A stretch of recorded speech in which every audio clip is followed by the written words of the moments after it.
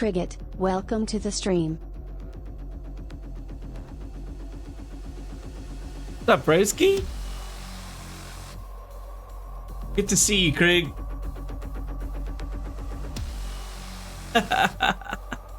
Damn, bro. What do you got the notifications turned on or something?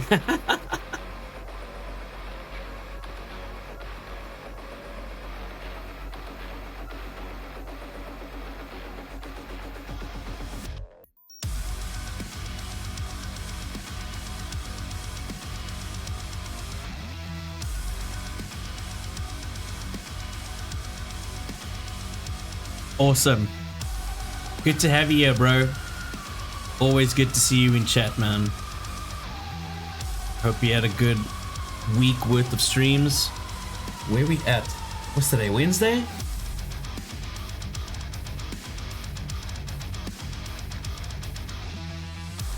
It's been a long ass week.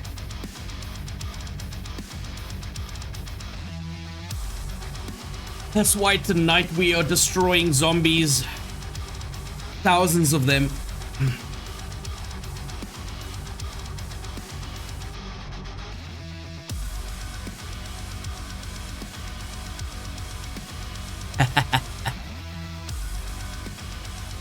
Lock in, bro. Lock in. The grind continues.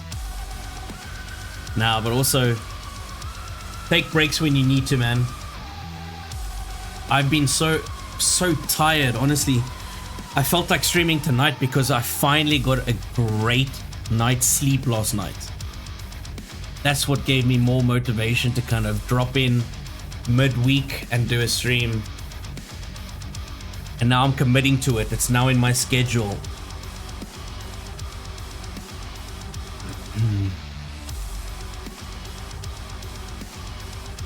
Official stream schedule is up.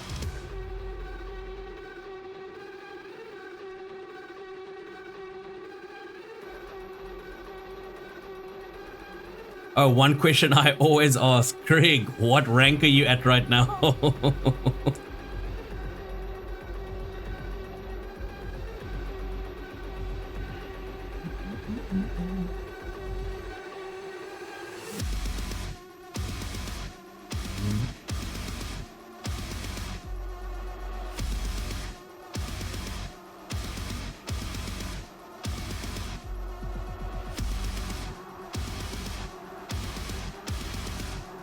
D3. Oh, the roller coaster continues, brother.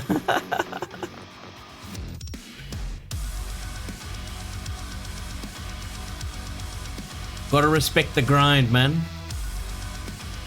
What a legend.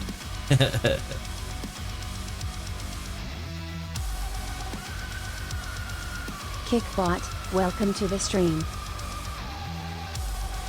Oh, all the bots need to greet each other quickly.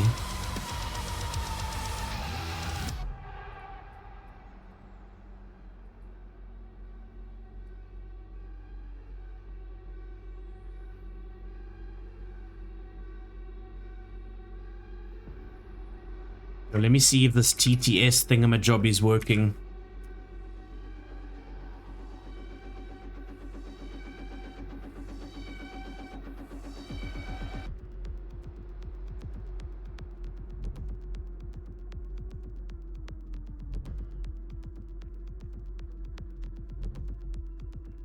Let's get into the 2000s dad rock playlist. Oh shit.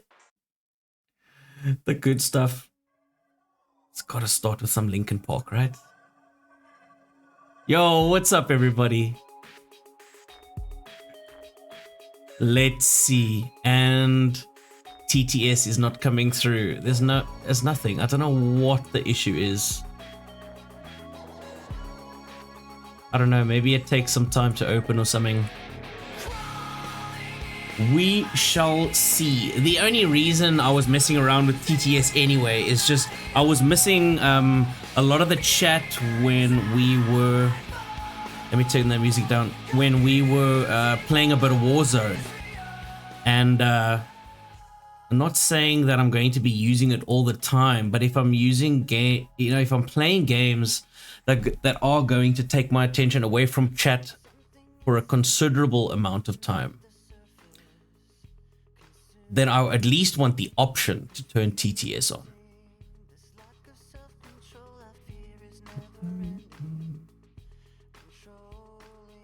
Let's see where we're sitting. That's cool.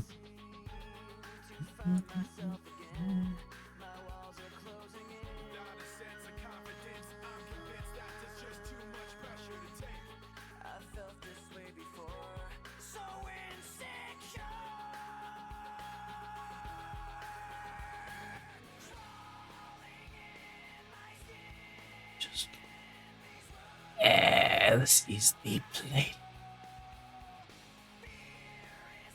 Stygian_sticks, welcome to the stream. What's up, Stygian? Good to see you. It's so cool when you see people in the chat that you've kind of seen around all day. It's just such a good feeling. Good people, man. You guys are good people.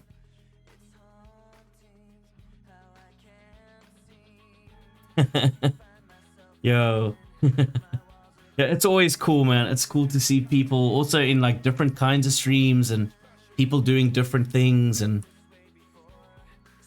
I dig it, man. I don't know, it was just a little bit of negativity in the online sphere again today, and I was just like, oh man. I so don't want to be a part of negativity, you know? And when it comes to some of this content creation stuff and some of this like streaming shit and people talking about verification and partner and involving money, and there's just weird personalities that come out in some people, and it's just, I don't dig it. Anyway, I actually posted something about that just earlier today on my Twitter, but that was just like, take off that bullshit negativity, man. I want some positive vibes in the stream. We are going to, I see that there has been an update from Splitgate, so I wanted to just check that out a little bit. That's why I'm in this watch party category right now. I was very sad when I had to make the decision to, when I finally came to the decision, okay, you know what? This game needs a lot more work, and I am going to be uninstalling it. And that was, the game was Splitgate. I really enjoyed it. As they started coming out with more features and ranked modes and things like that, and I know I've done like a couple of videos on that already. I wasn't really happy with what was coming out. I don't think a lot of people were happy with what was coming out. Every update was breaking something else. Battle Royale felt weird. It kind of felt empty and it felt glitchy, and then when they brought out ranked mode, and 2 weekends in a row, I managed to get a full stack, and we played, and for 2 weeks I stayed in bronze, and the people who want to show yeah, dude, Splitgate 2 though. Splitgate 2 came out, and they had Battle Royale at launch. And then they did some changes, but Battle Royale felt very glitchy. Loading in was weird. You would disconnect. So they started fixing a lot of things, but then they were breaking other things. And I was, at that point, even before that point, I was completely fatigued by Battle Royale modes. Please. Every freaking game became a Battle Royale. I'm like, oh my word, Splitgate, please. Can't we just stick to the arena shooter, which honestly, that's the game mode the game genre I've been desperate to get back into and to play and to see more of. So I was so excited when Splitgate 2 came out, because I was like, holy shit. We've kind of got the arena vibe going. We've got objective-based game modes, and then they had to bring out Battle Royale. Anyway, so if none of you guys have been following some of the news, something that I've never seen in gaming, Splitgate 2 decided to return themselves back to beta phase, which was crazy. You literally went for like a full-on global launch, and then a couple months later, they basically said, you know what, we launched a little bit too early, and we're going back to beta, which huge balls to go and do that, honestly. But I think the hardcore player base were glad that we got something like that as a response, and not something that was just, hey, we fucked up and we're gonna have to close the doors and shut the game down. So some negative stuff did come up though about the game. I mean, they had to retrench a couple positions as well, which, I mean, it sucks, but honestly, it is kind of the norm. There's a lot of people who have positions in gaming that become redundant once the game is launched. It just, it just is like that. Some people work on contracts. Some people, I don't know. They must understand that, not all work in the gaming industry is permanent. Especially if you're working on something that's going for a global launch, you got to think quite clearly. So, I mean, it sucks to see people lose their jobs and things, but anyway, we understand that Splitgate was trying to, at that stage, keep the boat afloat, treading water at that stage, because obviously they'd spent, I heard, something like $100 million or whatever on Splitgate 2, something like that. So, hello everyone, and welcome to a Splitgate update video. We're very excited for this one, and we have a lot to talk about. Oops. So I think I just want to take a look at this, and then also there's a new update from Call of Duty. I just want to see what they're talking about. And then I'm jumping back into zombies. But yeah, I was really passionate about Splitgate 2. And I felt a bit shit when I uninstalled, because I was like, damn, I put so much time into that game, and I was like, it was like everything, the only thing I was playing. And then I started doing like the mastery camos as soon as they launched that in the previous season, and then honestly the camos weren't enough to keep me playing, especially because ranked mode was just fundamentally broken, man. So I just want to keep this closed here.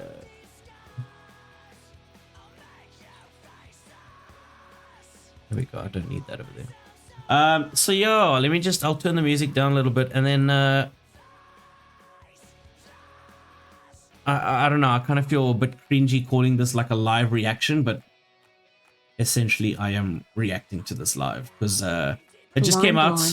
Welcome to the stream. What's up, Blonde? Good to see you, broski. Yeah, the Super Saiyan legendary emotes, bro. Good to see you, man. So yeah, I'm gonna turn the music down a little bit, and let's just quickly see what these guys are saying. I haven't heard much from these guys in a little while. At one stage when I was playing the game basically every single day, I was reacting to and making little videos and just kind of like watching all these dev updates and things like that on stream. And now that I think we've got some information here after they went back to beta, I thought I just wanted to check it out. Maybe you guys are keen. Getting started, but yeah. My name is Jesse Griffin, and I'm the Live Ops Product Coordinator here at 1047 Games. And I'm, of course, joined by Ian Prue, CEO and co-founder of 1047 Games, and Josh Watson, Design Director of 1047 Games. First thing to announce is that we're doing our first public playtest for our relaunch this Friday.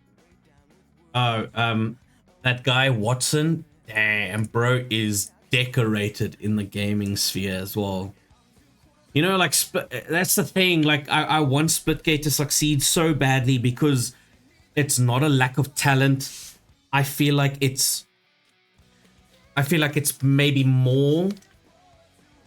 I think it maybe has more to do with rushed timelines more than them maybe not having the expertise or, you know, the talented developers to make something like this work. I think they are 100% capable of making this thing work. And Splitgate 1 shows that. They've done it before. They can make it better. Splitgate 2, kind of rocky start. And yeah, anyway, let's not talk about the past. We are happy to see that there is more information coming out of the Splitgate camp. Friday, So I just want to see what they're chatting about, Saturday, man. August 30th. I just think they've rushed so many things in this game and Saturday is to at meet 10 deadlines that to I think 1 were p.m. imposed Pacific upon them. Standard Time. And we can't wait. We have a lot of changes that we're going to go ahead and dive into. And of course, we can't wait to hear your feedback and your thoughts. Stay when you hydrated, have guys. access to checking the game out. In regards to public testing and, you know, Hold on. I'm going to pause this music, though. It's actually a bit distracting. obviously everyone knows we've headed back to beta. Yes, sir. Ian, I wanted to ask, what is the purpose for these public playtests, and why do you think going back to beta is the right path to success? Feedback. Yeah, I mean, I think, you know, the purpose of these playtests is really to get your feedback, the community's feedback. That's how we built Splitgate 1. That's, you know, people might not remember. We actually launched Splitgate 1 in 2019. Didn't have a lot of success and spent 2 years just constantly iterating with the community's feedback in mind. Yeah. And after 2 years, all of a sudden, wow, the game's actually really good. And when we did the relaunch with Splitgate 1, it really took off. And so we're running it back. That's how we got to where we're at today. That's the reason we're able to work on Splitgate 2. And I think we sort of shied away from that, which was the wrong move with Splitgate 2, where we were sort of keeping things in secret, wanted to build hype. And that's just not the 1047 way. And and so ultimately, these playtests are about getting feedback, making sure the changes we're making are good ones that the community wants, and really just keeping us on the right track. I love how you said that, the 1047 way. That's exactly what we're going back to. And the whole studio is very excited for this. Well, let's go ahead and talk about what some of the players will be expecting in the playtest. You know, we've made a lot of changes, and everything will be discussed in detail here. But to get started, let's go ahead and talk about changes to factions and what Splitgate will become moving forward. Josh, I'll go ahead and throw this to you.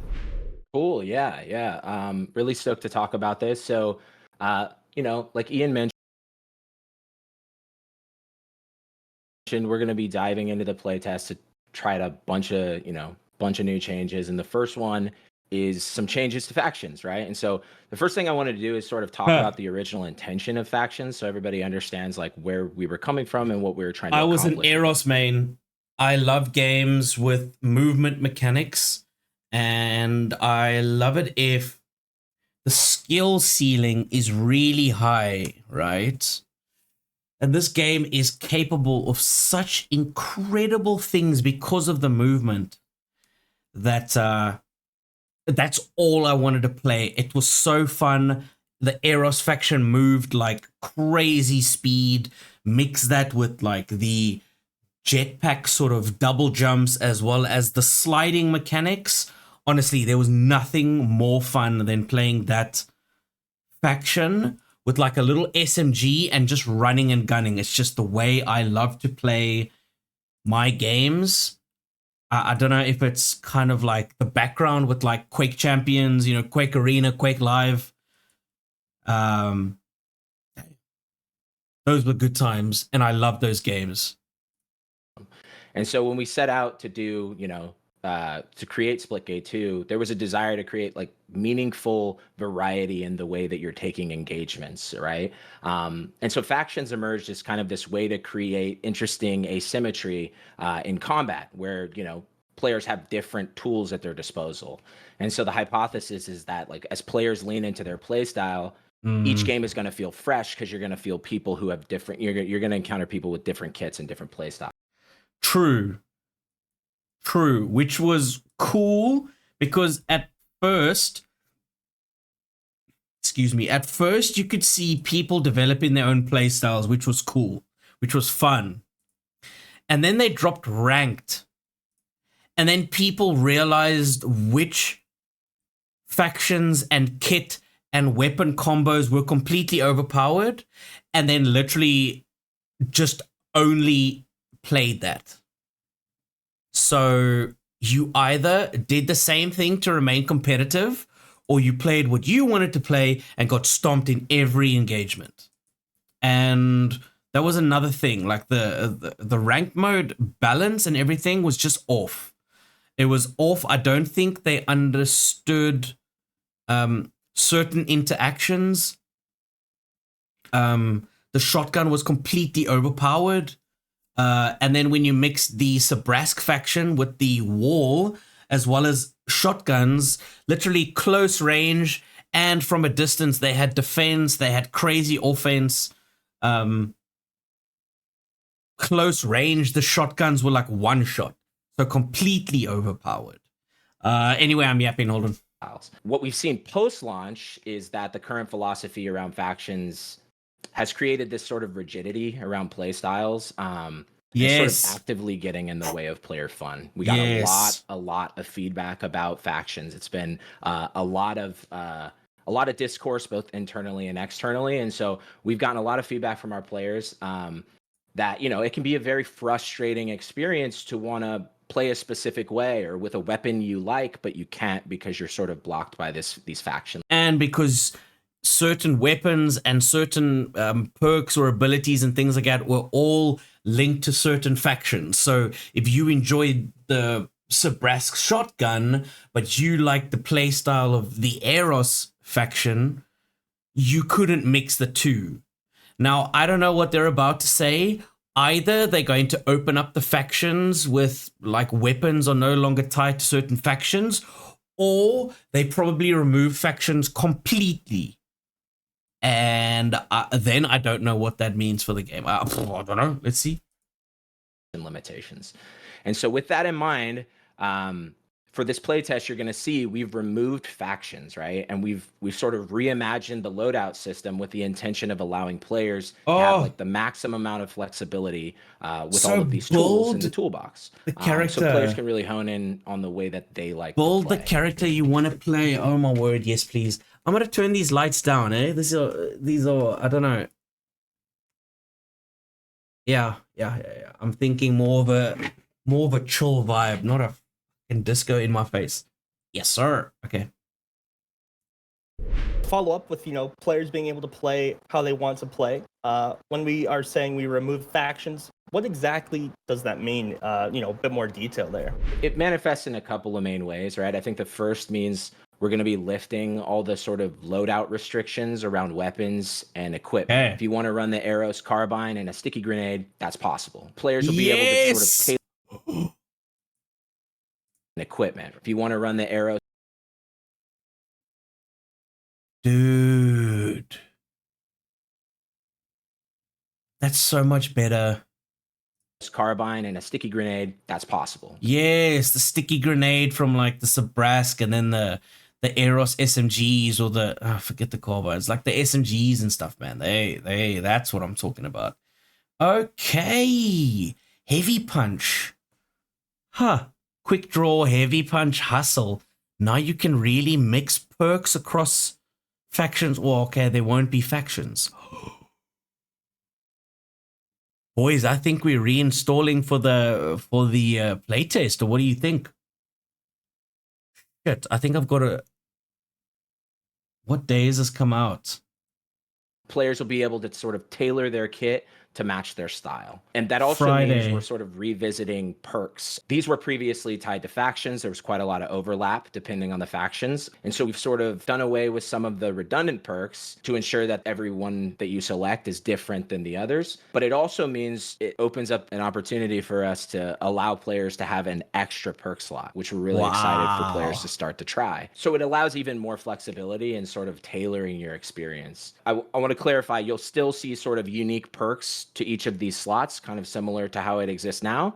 But across 3 slots, you'll be able to have more sort of variety in the ways that you hone in on your playstyle. And then I guess the sort of big sort of elephant in the room is faction abilities, right? And so this has been probably one of the biggest things we've heard from the community. Right. Since it really... So like Sabrask War was eventually, when they dropped ranked, Sabrask War was completely overpowered. So what you would see is, because there was no limit on factions in a team for ranked, you would literally get teams of 4 Sabrask members, and they would literally go back to back, wall off the objective, and it was completely overpowered. You couldn't get through the wall, so you just lose. So eventually everyone had to play Sabrask. Otherwise, you just get stomped by the rest of the people playing the same faction. Release. It's been a big point of discussion. Welcome to the stream. Hey, Mr. Trash, it's good to see you. I hope you're having a good evening. Good to see you. Both in the community and internally in the studio. Obviously, abilities add this kind of interesting texture to fights sometimes, but I think more often than not, they end up being kind of frustrating to play against, right? Yes. And so if you couple that with the fact that they're frustrating. generally sort of difficult to balance, because you can, like, small changes can swing them wildly from useless to this sort of like I win button, where you just pop it and then you can just win a fight. That, I think that is sort of at odds with what we believe Splitgate, what makes Splitgate Splitgate. I think the biggest... Boys, I think we're reinstalling for the playtest, eh? What do you think? I want to get my hands on this game again. Thing we've learned is just how different playing the game out in the wild is versus playing it like internally for an hour every week. That's something that we really enjoyed early on in development, but the problems with the abilities started to occur as you start to play the game out in the wild. You know, we saw it with the launch of Ranked. Everybody's going Sabrask Wall, and it's a really frustrating experience. Sabrask Wall. Meridian Wall. Sabrask Wall. Everyone knew it was happening. Everyone was playing it because it's the only way you could stay competitive, because everyone was doing it. So, I mean, you know, ranked mode was completely broken. And first off, we waited months, right? Like, the game didn't even launch with ranked mode. So for the longest time, we were just doing quick play, and then we finally get ranked mode, and it's unbalanced, and people start abusing certain factions, and hacks. Like, it's fun for me if I can see you through a wall, but it's not fun for the other player on the receiving end of that to constantly be wall hacked. That's not the purpose of Splitgate. Splitgate was always meant to be about gunplay, movement, and portals. Good. And so we're trying to get back to our roots in that sense. Let's kind of remove the abilities in the factions. We've got all this great weapon variety, so let's lean into that and let you pick and play the way you want to play. So if you want to use a Sabrask assault rifle with a Meridian pistol, and this, you know, the slide perk, my personal favorite, with you know, extra melee damage, etc. That's what I want. We want to let you play the way you want to play, and so this gives you that variety, removes that frustrating ability. And I think ultimately, I think it's good for the game, but the best. You know, the community will have to tell us if we're on the right path. That's where a lot of surveys come in, a lot of feedback. We have a beta hub that'll be linked down below in the video for the description, our Discord, that sort of thing as well. So please get involved there if you have things to share. Josh, last time you were on the stream, I believe we discussed having less emphasis on round-based modes. Now that we're a little further into development, I'd love to hear your thought process on this. Ian touched on this a little bit, right? Like, your philosophy before launch and after launch is oftentimes different, right? And so while we like a lot of the round-based modes that we think offer a lot of, dynamism to the way that the game is played. We also hear the feedback from players that they were looking for a more sort of classic Splitgate arena experience, right? Where you can kind of jump in and start fragging out. And so for us, as we looked at like, okay, when we go to relaunch, like what is that core Splitgate experience? And while we're still going to have round-based modes, we're sort of pushing our core experience towards those fan favorites like, King of the Hill, Domination, Team Deathmatch, some of these more straightforward arena-based game modes that obviously really resonate with our players. And so for us, I think you'll see this in the playtest. We're going to have a lot more emphasis on those one round jump in and start slaying out. But then you'll also see things like, Split Ball, a game mode that we really, really love. And we're going to have those round-based things, but we do want to push some of that, faster get in game type of experiences into our core experience. Yeah, and I'll just add to that. I think one of the biggest changes, it's not actually in this particular playtest, but one of the things we've committed to for the relaunch is a playlist selection. And so by having that, we can have more modes. So for the players who want that traditional Splitgate 1, King of the Hill, Domination, TDM, like, great, pick those. You don't like Split Ball, you don't have to play it. But if you're more a fan of the, Split Ball, fast-paced, but with rounds and breaks in between, like, we're still going to have that. And just, again, it's whether it's giving you more choice with your loadout or giving you more choice with the modes you want to play, like, that's a big part of this relaunch. And we're excited about it. Yeah, I know a lot of people were just hooping and hollering about being able to choose what you want to play. That was one of the most things we saw. And, it made an impression, absolutely. So we're very happy to be able to do that for the community. I was going to go into updated portal walls, but we've been chatting about Split Ball. So I think maybe we should just continue with that. We're making some changes to Split Ball. Ian, you want to go ahead and... okay, so Split Ball, tell me that what was most irritating about that, like throwing the ball through a portal. Should that be allowed? Out about what we're going to be playtesting? It's super simple. I mean, we put out a Twitter poll actually, I don't know, a week ago or so, asking should the player with the split ball should the player carrying the split ball be able to create portals? No, don't let them portal. Right? It makes it OP. It completely defeats the purpose of being a team-based arena shooter. Your team needs to protect you so that you can get the ball back to the goal. If you can throw portals everywhere, you don't always need your team. Right? Or am I... They be able to portal. With Splitgate 1, we went through so many different iterations of capture the flag, and we could never get it right. And we went back and forth. Can you portal with the flag? Can you go through a portal? Can you go through a teammate's portal? Can you sprint? Right? And it just never really worked. And so Split Ball was our answer to what if we made a capture the flag style mode leaning into portals. Ultimately, I think we didn't quite get there. I think a lot of players have recognized it's fast and it's nice that you can kind of score and then immediately you're at risk that the other team can take it back. But being able to portal, I mean, maps like Stadium or even Zenith, like you can score within seconds. And exactly. We don't think that's healthy for the game. We think it's frustrating. And we saw actually with the Twitter poll, it was pretty divided, but in general, I think slightly more preferred the idea of not being able to portal with the split ball. Bottom line, though, we're testing it. And so that's one of the things we're going to test in this play test. But we got to play it. We got to see, does it work? Does it not work? That's a tiny map as well. Some people really like it the way it is. So we'll see how that goes. I'll just jump in here. We've been doing some testing internally, and I think we're really encouraged by some of the things we're seeing early on. This is... It started to feel much closer to its, the mode that it's derived from, where it's a much more team-based experience where you're protecting the runner. And some of that gets a bit lost when you're able to sort of solo. That's literally what I just said, right? If you can just grab the ball and as a solo player, throw a couple portals and you're able to score, what's the point then of having a team? Everyone's just going to do exactly the same thing. I'm going to avoid fights, get to the ball, portal, get it back to my, like, you know what I mean? It kind of, it takes away like a huge chunk of the meat and potatoes of like a capture the flag game mode. Oh, hero the ball through portals, you know, like, I mean, and so we're seeing a lot of really positive things internally, but again, internally versus externally are very different things. And so we got to get it into your hands.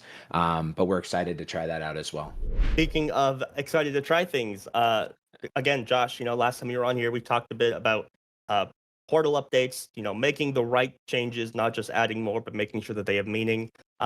Yes. I played Frontier the other day of the playtest. It was a lot of fun. Not sure if we want to discuss what maps are going to be in the playtest. I know we have a few lined up for us, but anything you want to add there? Yeah, and just, you know, just top line for anyone who didn't see that previous video, just wanted to give a bit of clarification on what it means when we say adding more portals to maps.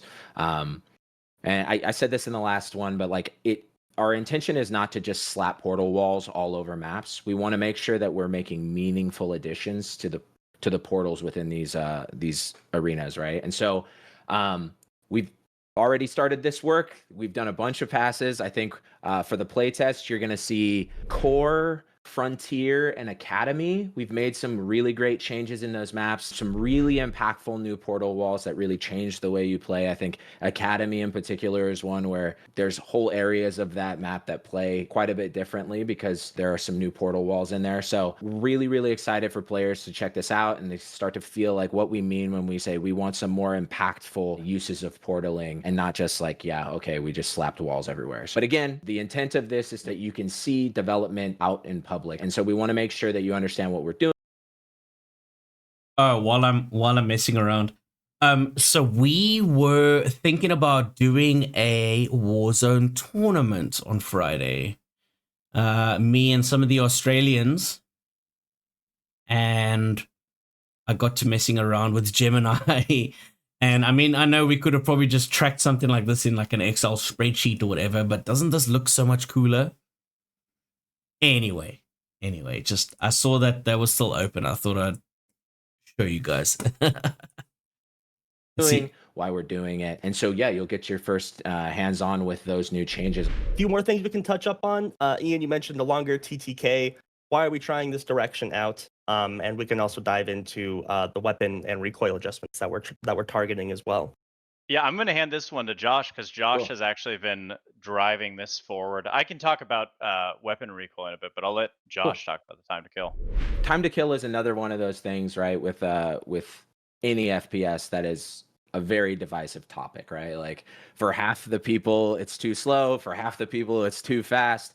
And so it's one of those things that you have to try to dial in, right? And so one of the things that's interesting about Splitgate, as compared to any other sort of shooter, is there are typically these sort of battlefronts, these front lines where you understand where your opponents are coming from. And what that allows you to do is you can be alert and ready for that attack more often than not, right? And so one of the challenging things with you can pre-fire, you know, where they're coming from, is it allows you to change the battlefront at will, which is really, really fun. But it also means it is very difficult to react to people flanking you, right? It is very difficult to acquire the target because they can come from virtually any direction. And so one of the things we've seen is a lot of people have felt, as they play the game, it felt like whoever got the first shot off is going to win the game, right? Or is going to win the engagement. And so what we're trying with this pass, and again, we welcome all the feedback. We want to really hone in on this and dial it in. But the goal is we're trying to bump up the TTK so that engagements are a bit more meaningful and you can have meaningful gun battles. And it's not simply, okay, this person landed the first shot and they're going to win this engagement, right? And so it gives players the ability to try to figure out, do they want to disengage? Can they turn the tide by making sure that they're hitting more crits than the other player? There's a lot more. I wouldn't say a lot more. There's some more time to react. And in testing that we've had so far, it's been really interesting to see how the engagements change a little bit. And it's not simply mowing through people and on to the next one. And it becomes more about sort of this one-on-one engagement. So really excited to get this into the players' hands. And like Ian said, and I want to reiterate, these are changes that we're testing. We want to hear your feedback. So please join in. Tell us how you feel about it. Yeah. And really, just try to, huge. as you're playing it, try to think critically about how these things are making you feel, and let us know, because we're very open to keep tuning and on our road to relaunch. Yeah, and I'll just add one thing. It's not a crazy change. I think it's about a 20% increase on average. So it definitely does allow for that extra level of not like bad. flanking strategy, etc. But it's not. Yeah. We're not doubling the time to kill by any means. It's still gonna feel like. Right, like if someone flanks me, I don't want to think, what's even the point of trying to take this fight? Because, right, the first shot basically ends it. So yeah, I don't know. I'm looking forward to it though. Oh, there's this on the front page of Kick. Sorry. Splitgate.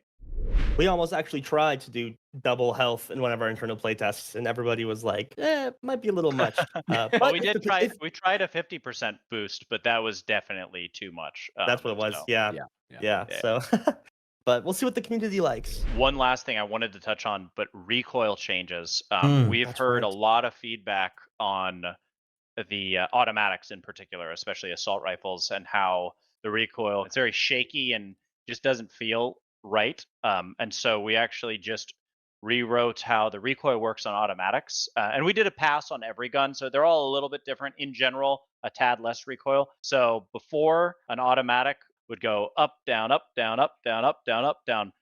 But the big thing, which I think a lot of players can be excited about, is recoil now only goes up. It feels so much better, and I didn't realize how annoying it was until now. I go back to live, I'm like, man, now I get what people were complaining about. So I'm excited for people to test that change, and it's still going to need lots of tweaking. Is it too much, too little, etc.? But I think it feels 1,000 times better. So again, Friday, we have our first day for our public playtest. Ian, how are players able to get into the game? Do they have to get a separate branch on PC? Is it available to consoles? What's the gist there? Unfortunately, the playtest is on Steam only. It's just a lot easier to conduct these things there. I wish it were easier to do on consoles. It will be streamable though, so any of you console players, like, we wish you could participate, but you can still tune in. It's going to be streamable. It's going to, people can make videos, etc. Talk about their impressions, but it's just going to be on a separate code of the same Steam app. So the Splitgate 2 beta app, we will post the code and instructions, but you can just switch branches, and you will have to download the updated branch. Yeah. Okay. Yeah. So that about wraps up this, I suppose, this week's update. Keep an eye out for our socials. Join the Discord. We're very active on Twitter. We all read Reddit, so do be involved in the community on social media. Feedback is a gift, as always. We're going to be sending out surveys after playtests. The beta hub, which is linked below, is probably the... But yeah, it's just too small for that one. So I told him to make some changes to this one and then show me again.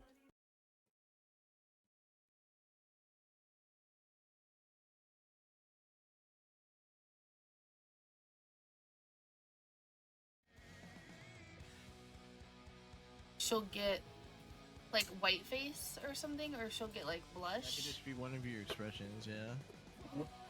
So it's like shadowed in like that. Yeah. Look, the expressions you have to have hotkeyed in. Yeah. And I wanted to see what exactly they're doing here. What's Call of Duty doing again? It's really funny. Rated M for... I was so afraid. I was so scared that it would not be what I wanted it to be, and it is exactly what I wanted it to be. I'm so excited. The Angry's the best. Yeah, I'm so excited. There's just a lot of like...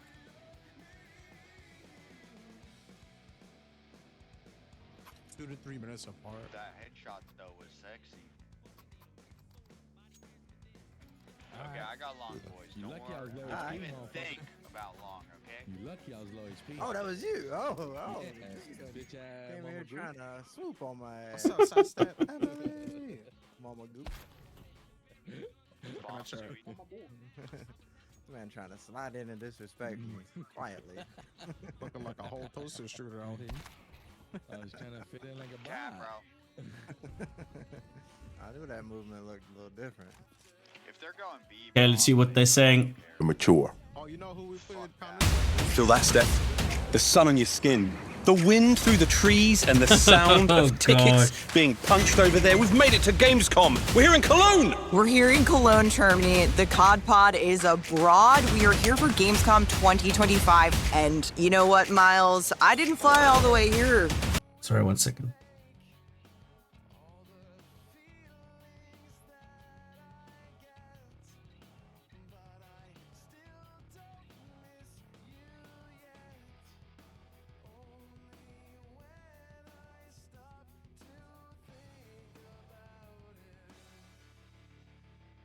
Let's go. How's it going, bro?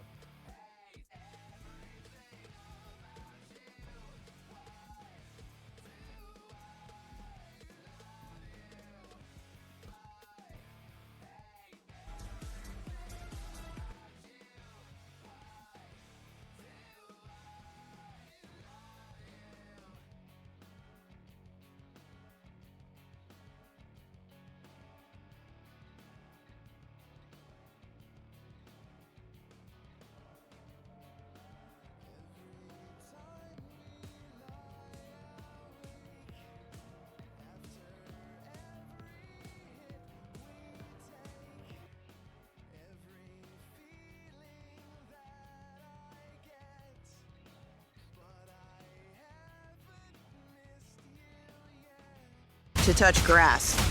We gotta go. Let's do this.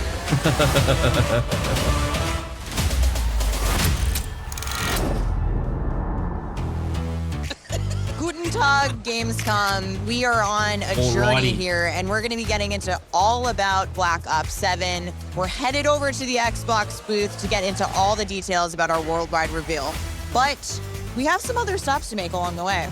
We're also going to be going over here to the Black Ops 7 booth. And then we're headed to the main floor at Gamescom to meet Call of Duty fans and talk all about Black Ops 7. I also want a German pretzel. Without further ado, we're talking all things Black Ops 7 here at the Xbox broadcast. Going live in 3, 2, 1. Welcome, everyone, to the crossover event of the century. That's right, folks, the official Call of Duty podcast, the COD Pod, and we are back taking over Gamescom here on the Xbox broadcast. Don't know how they let this happen, but we're in, baby. My name is Miles Ross. I'm the host of the COD Pod, joined, as ever, by my partner in crime at Activision, Stephanie Snowden. How are you, mate? Hello, Miles. We took the COD Pod on the road all the way to Poland, Germany. And we have a huge amount of information to get through today about Black Ops 7. Tons of juicy details and wonderful tidbits of gameplay. We're not going to do it alone, though. More on that later.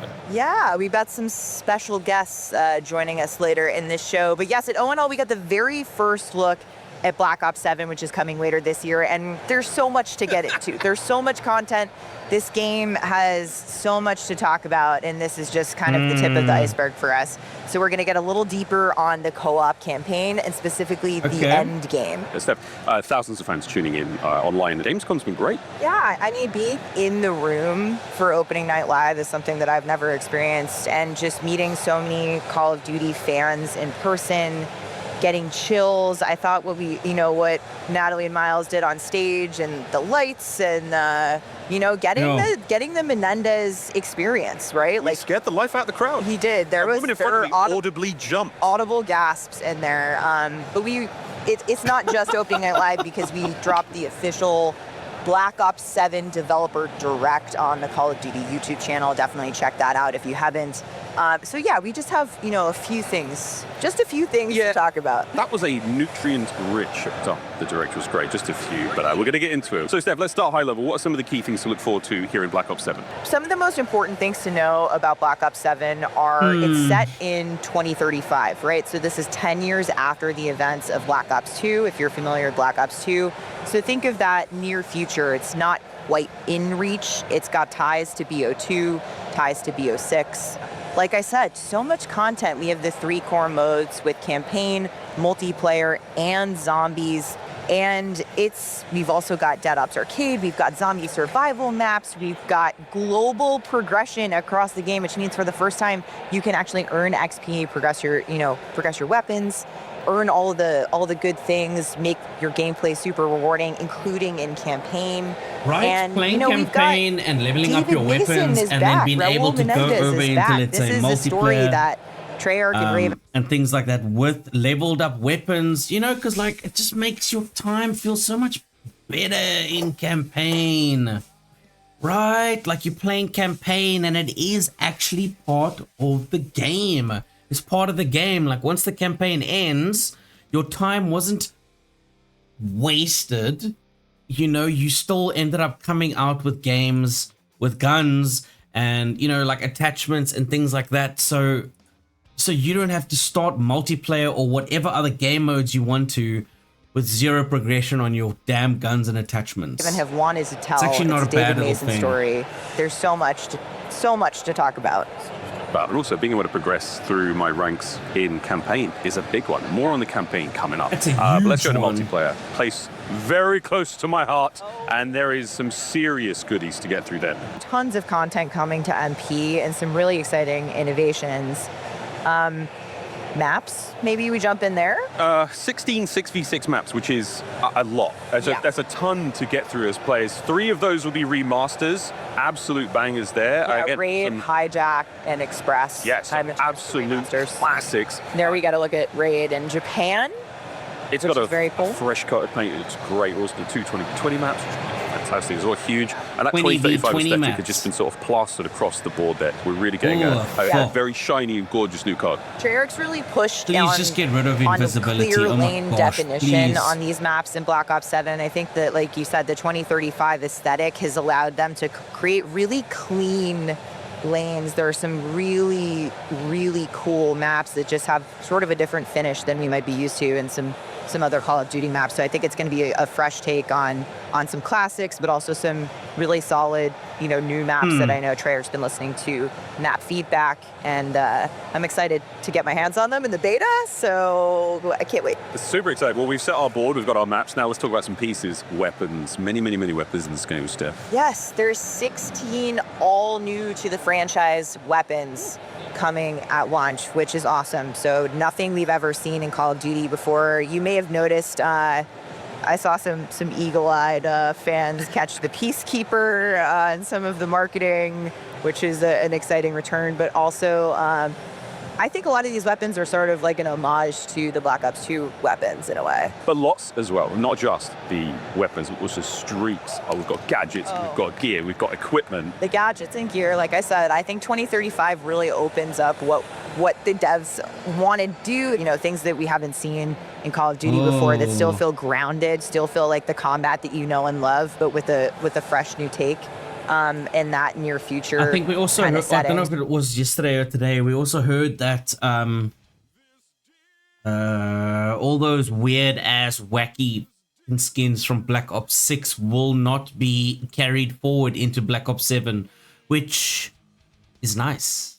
I mean, I've got skins which I'm gonna miss though, because but okay, all that stuff is still available in Warzone, if I'm not mistaken. So I'm really excited about the streaks personally. We saw a little bit of dogs, we saw Rhino, there's more. I cannot wait. I've heard that they are mean. Looking forward to some mean streaks. But not just streaks. While we're talking about changes, there is next level Omni movement. Yeah, it's really exciting because Treyarch's refined the core movement. Omni movement was obviously a really massive innovation in Black Ops 6, and they continue to build on that with the near future the weird setting, gun tilt? Why? Changing a couple of things, adding wall jump. We've increased the base sprint speed, and also tac sprint is now disabled by default, but you can enable it with. Okay, wait. So tac sprint is only available through a perk, but they've increased the sprint speed. A perk. Yeah, so I've still got the player choice there and still build that loadout that way, which is really cool. Yeah. I think the maps built 4 next level omnibus in, right? So you're going to be able to have that playground. Well, the whole jump clips already look really cool. So we're not only changing movement, we're also changing a new feature that will outright, which is the overclock feature. Can you explain that? We're not talking about CPUs. Not talking about CPUs. Overclocks is one of the coolest innovations coming to Black Ops 7, and they're really intended to give players further choice in terms of customization for your own unique playstyle. So you can overclock equipment, field upgrades, and score streaks. So basically, you're going to unlock the customization option. Like, I don't even know what they're talking about. Like, what is overclock? And one that comes to mind off the top of my head, you were talking about before, the care package, right? So overclock 1 for the care package, you're going to be able to re-roll your streak. Option 2, you're going to have the option to decrease cost. Again, there's some really awesome ones that we saw in the developer direct. So like I said, go check that out. But I think this is something we're really excited about. That sounds like a lot of fun. Progression being a big one. We touched on it slightly at the start, whereby playing campaign can earn you. Yeah, so global progression, making sure that you feel like your time is rewarded across, anything that you're playing in the game, and weapon prestige, because this is a big one, and it's something that we're really excited about. Classic Prestige obviously made a return in Black Ops 6, so the team is really building on that foundation, and you're going to be able to unlock a deeper weapon progression journey than ever before, or unique attachments, weapon charms, I think you mentioned, camos. Very exciting. A lot's going on. Okay, so talking about weapons, staying on the topic, Camos. build sharing. Yeah. Because there's always that one person in the group chat that's like, hey man, what's the best? What's the meta? I'm like, send me the meta. I'm not going to send you all this information. Instead, I'm going to send you a code. I'm going to send you a code. That's right. It's going to be great for people like you who no one's asking me for my weapon build. You guys should be. You don't know. Sharing card loadouts as a code now, which is so fucking cool, because honestly, there's a bunch of games that do it, or like Magic the Gathering, you can share a code and then basically put it in, and if you have those cards, there you go, like there's your build, good to go. So I think it's exactly the same sort of thing. You do your build, you export the code, your homie grabs a code, as long as he's got everything unlocked, boom, there we go, we got a gun build. Scrums, what up, broski? Good to see you, good to see you, good to see you. But it's going to be really excited. Content creators, streamers, folks in the community who are constantly sharing, what their loadouts are. This is going to make things really streamlined. You'll have a code. Each unique build will have a code in Gunsmith that you can actually screenshot, send to your friends. They can, put that in as long as you have the attachments unlocked. You can equip it. That's great. It's gonna be great. That is a game changer, I think. Yeah. For many folks here, that's going to be pinned. I think that'll be nice. Chats around the world. Code for the best stuff, right? We can't forget zombies, because we only got a teeny tiny little taste of what is coming to zombies in Black Ops 7. But the original crew has made a return, and obviously the Dark Universe flung them up against some old pals. Yeah. At the end of the Black Ops 6 story, we see the Black Ops 6 crew seemingly in the Dark Ether with some version of the original crew. In the developer direct, we got just a peek at what we think could be the big bad of Black Ops 7. Definitely an ominous villain may have appeared. Well, we've got a lot going on there. Yeah, still. and survival maps.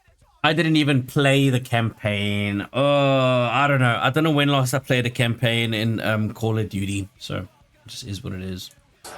Jinx. I might try this one. Back for the first time since BO2. Really, really exciting there as well, Steph. Can you tell us about that? Yeah, I mean, look, I think this is definitely the how long can you last in tighter spaces kind of vibe. And I think that people are going to be really excited for that experience to come to zombies. So more on that soon before I get dragged off the desk. Yeah, that's the way it goes. But also, while on the topic of zombies, still we've got Dead Ops Arcade. That's also happening. So twin stick, top-down, zombie-centric shooter, earning XP for your progression as well. Go global. Yeah, there was a lot of hype in the chat when the Dead Ops Arcade 4 announce was there. And so this is so cool. If you don't know what Dead Ops Arcade is, Treyarch, has put this in the last, some of the games. And it's a really exciting experience because it's a game within a game. And now you can earn XP for playing that as well. So more on that. I get to hear the sort of Black Ops 7 rank up sound in every mode I'm playing now, which is going to be fantastic. Well, up next, we're going to be diving into the co-op campaign with our guests from Treyarch and Raven. I want to welcome in our developer guests. We have Miles Leslie, Associate Creative Director at Treyarch, and Natalie Pohorsky, Lead Producer on the campaign. Hi. Raven Software. Guys, we've been on a tour. Let's go. We're so Let's go. We are so pumped to be here. Jeez, people are fucking lit, my bro. Hold on. I'm coming now.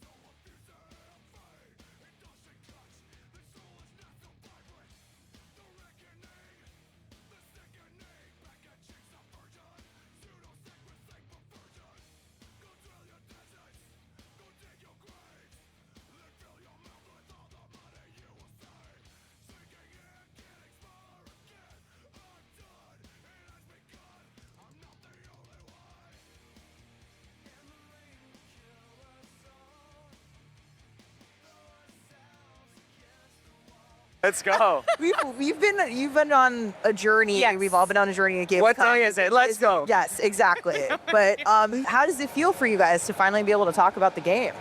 Oh, incredible. I mean, things have blown open at this point. So we've been eager to talk about this game for a long time. We've been developing it for a while. We have a lot of stuff in store for you guys, so we can't wait to tell you more about it. Yes, let's go. I'm so excited. We love that we can talk about more of the game, not all of it, sorry, but more of it. It's a big game. It's a big game, a lot of content.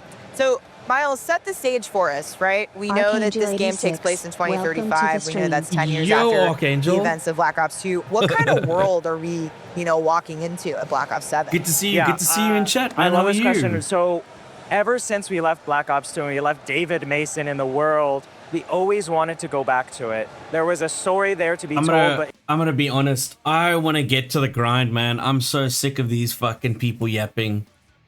Great, bro. Dude, so good to hear it, man. I am really good. I'm looking forward to jamming some zombies. Let's do it. We're gonna be grinding directed mode, and we are going to be starting fresh. I'm just going to forget the save file. We are going to start fresh. And yeah, I'm gonna quickly change my category. And we're gonna fucking jam some tunes, kill some zombies, level up.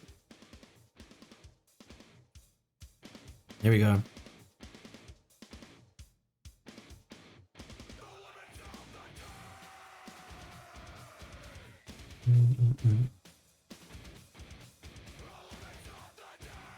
Maybe I'll talk through how I like to play Liberty Falls right now. I mean, I'm still very new. This is my first experience with zombies in any Call of Duty game. So I am just continue previous save. Oh, I want to. No. Let's start the freshie.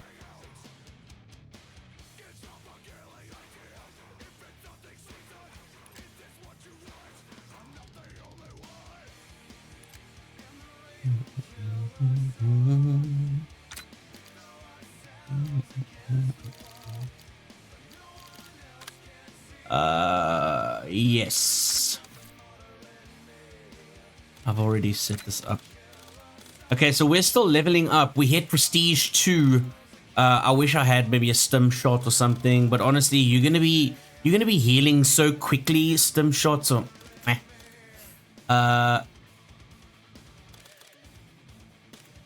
decoy is fun.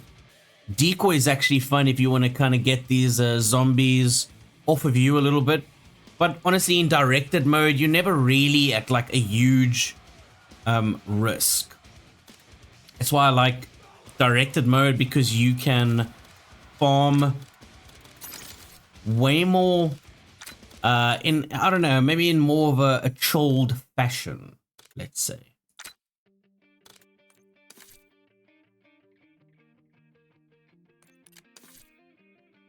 I'm gonna turn up the tunes. If anyone has any questions about anything I'm doing or why I'm doing it, and just give me a shout. I haven't, there's something up with my like TTS, so forget that. Just drop me a message and we will try and answer whatever sort of question you guys have. Yeah, let's start fresh. No, I actually have no XP tokens or anything else going on right now. That's fine. We're not doing any weird glitches, because honestly, I don't know all of the glitches and things like that. I don't really want to mess around with glitches and the glitches and the god mode stuff and all that. Astord, Get it, welcome man. to the stream. Hey, Astord, good to see you. Good to see you. I hope the art is going well. Let's go. Okay. Ready? Okay. Woo. I need to warm up. Let's go.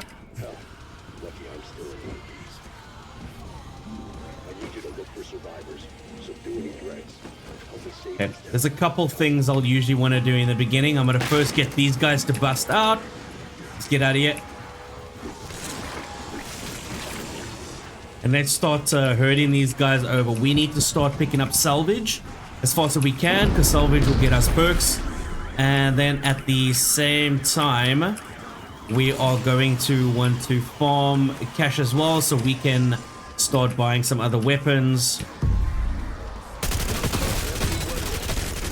Right now, this gun is weak as hell. Oh my gosh. That's crazy. We'll still be leveling up the weapon. We'll be upgrading its rarity.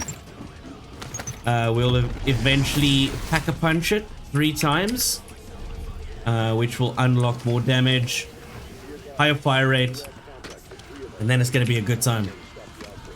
That's when the farming starts getting really fun again.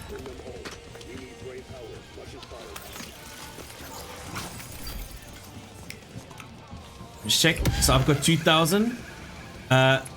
This barrier is 1.5. Let's quickly run over to the others.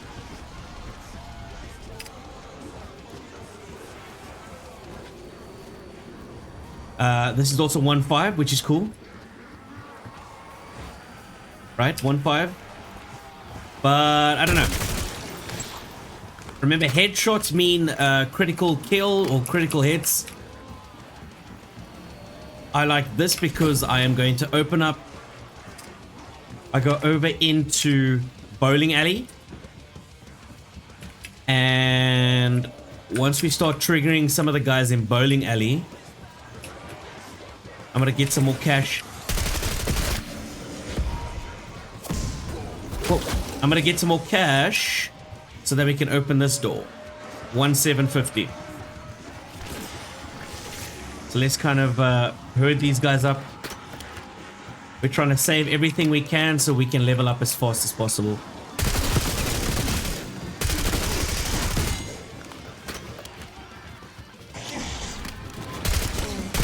We've already got our first level. Stygian Sticks! What am I doing? Hold up. Let's do these shoutouts here, man.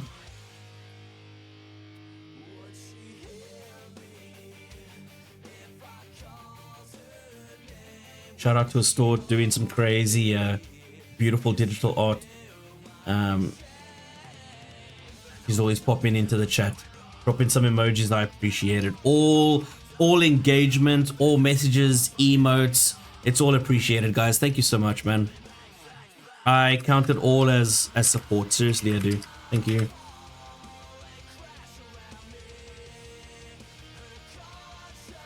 Here we go. Huge shout out to Stage. Let's go. Okay, right now we are at 2135. Let's go and open the door. Boom. Now what I like to do here is I've got the Tonto over here in the wall. I don't have enough cash. I'm just... And... There's another Gobblegum option. Now if we go into bank, we can get our XM4. And right now I'm also grinding the XM4's camo. And I need a couple more critical kills, which means essentially headshots on zombies.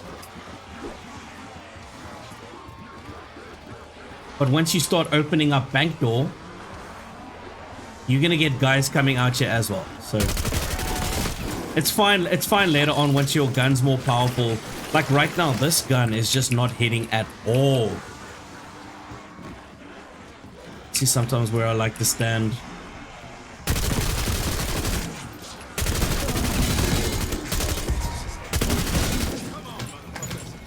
Come on, motherfuckers. I can hear them behind me.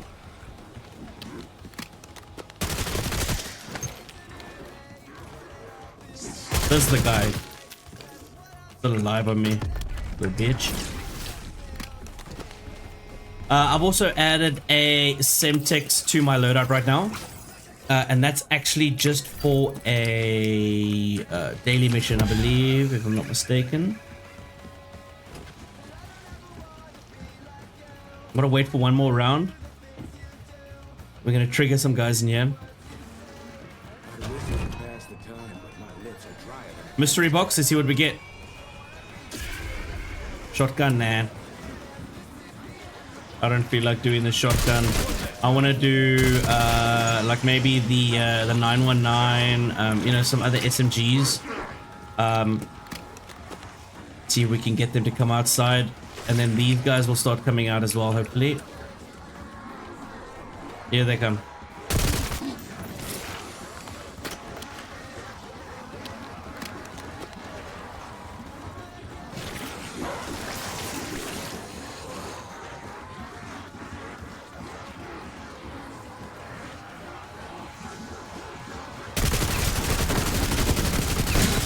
Right now the farming is going to be pretty slow until we start leveling up, upgrading our weapon rarity. Plus our reloads are going to get faster. Okay, here we go, round 7, let's go. We need round cap to go up to 11, okay? Right now I'm just going to open this, that's just 2,000. And let's get some ammo. Okay. This is going to be another 2250.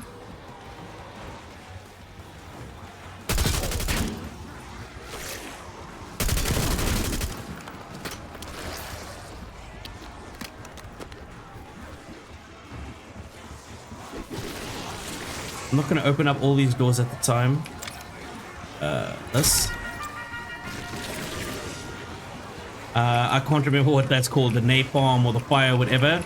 The manglers, which are going to be the sort of the bosses you'll be getting every couple rounds. They're quite susceptible to that fire perk. Let me just double check the name. Napalm burst. Okay. You're gonna want to keep moving and just kind of keep funneling them in. Sometimes I bring them down here as well. Sometimes we bring these guys together, kind of farm them up together.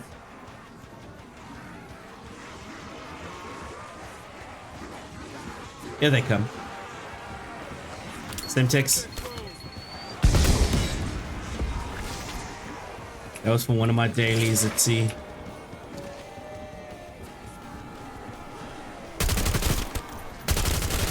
Damn, this gun doesn't hit at all, man. Don't worry, don't worry, don't worry. We're gonna be living it. Whoa, guy on the ground, little bitch.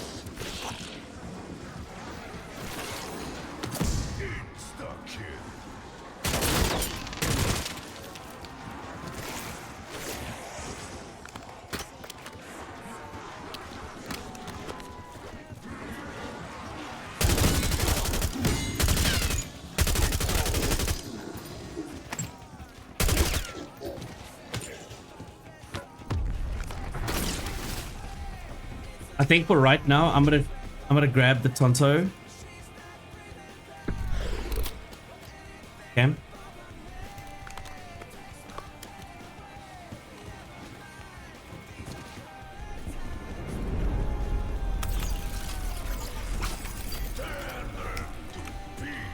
I don't want to spend this right now. Because remember, we still need 2250 to get into church. Right? Once we get into church.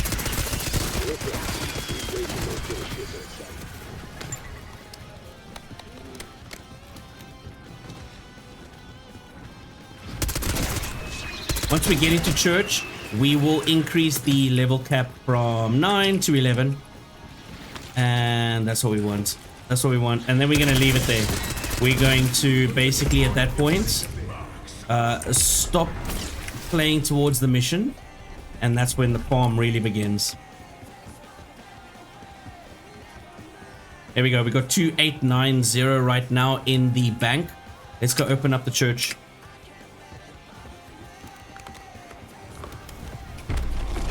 Here we go.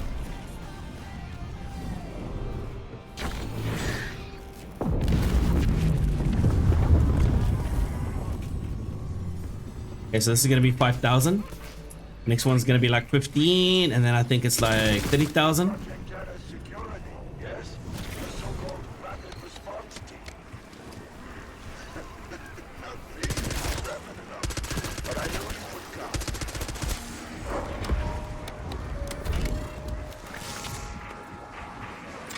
We're only gonna do this for one gun for now. We're gonna work on the GPR. And because right now we don't want to spend all of our resources. Right now we're still kind of low on the farm, so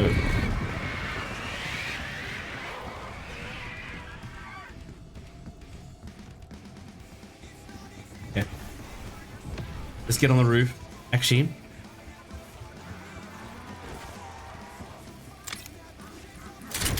level up, and we got napalm.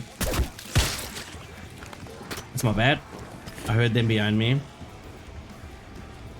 And this is usually cheap, right? No, 2,000, forgot.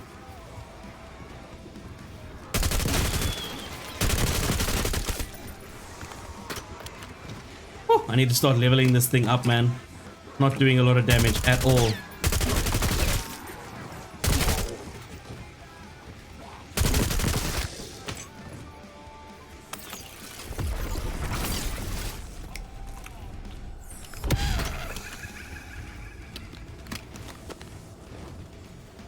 Almost there.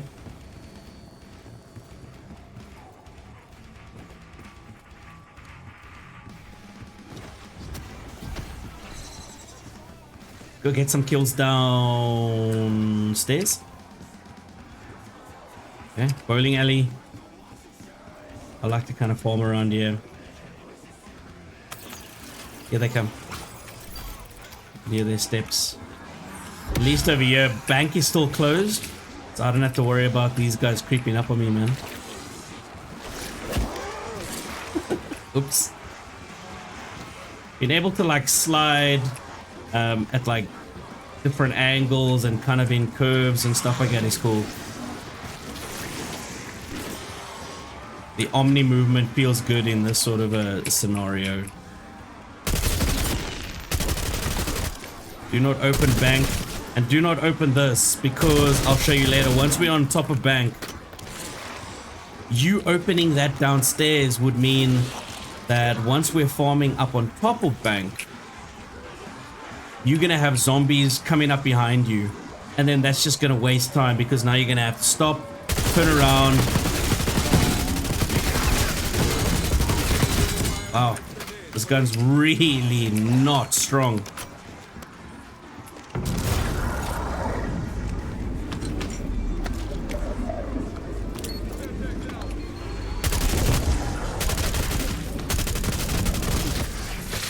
Oh, little bitch.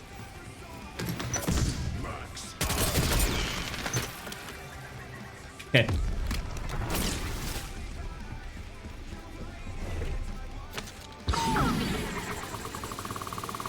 We're going back upstairs. We are going to open up the zip line. And we're gonna go and get on top. Or I'm not gonna use this right now. We're gonna go and get on top of bank right now.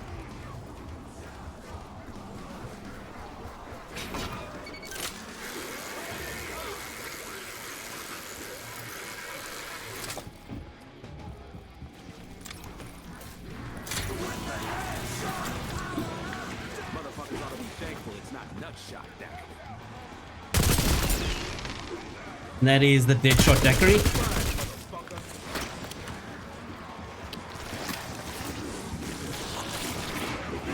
Whoops. I was out of bullets.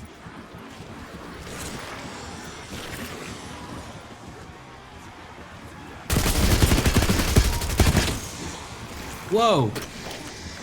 Okay, we need to pack-a-punch this thing, man. This thing's not hitting as hard as as it usually does.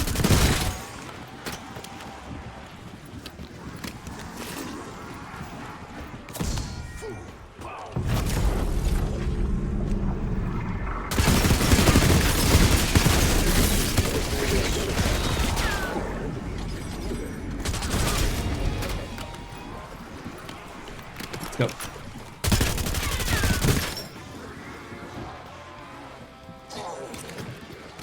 Ammo.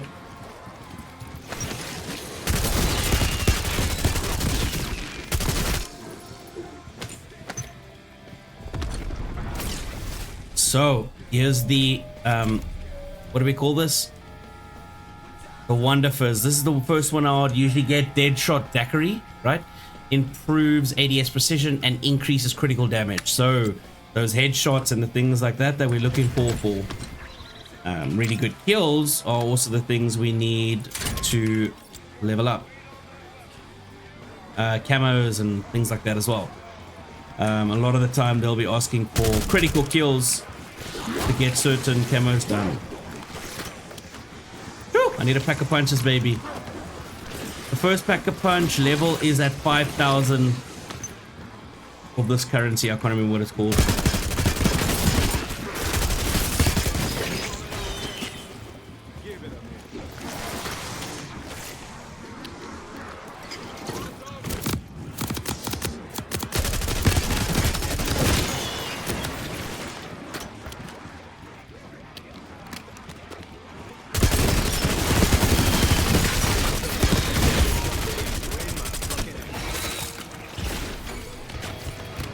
Okay, we get our first level.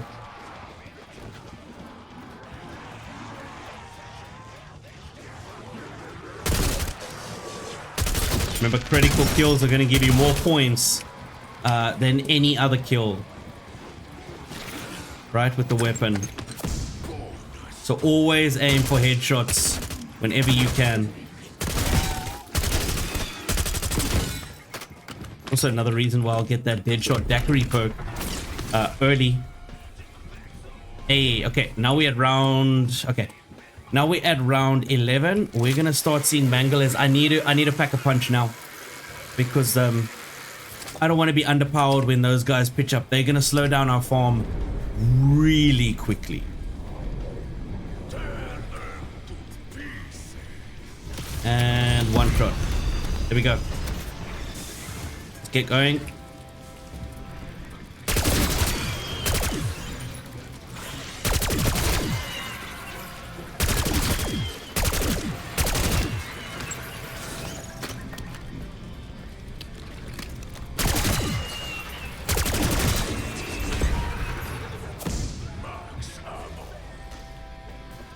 Okay, we need to come back for 15,000, right? Okay. It's still good.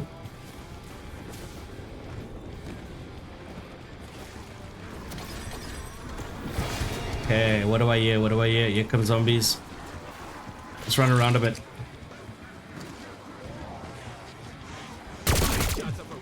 There we go. That first Pack-a-Punch is already so much stronger.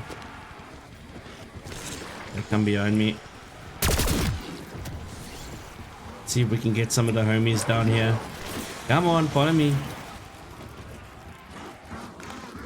Okay, we're at level 11 right now.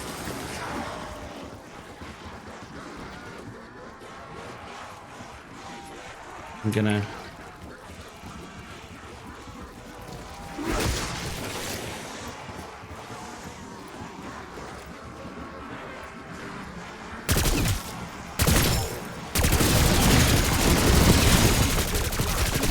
Okay, farm is already starting to speed up.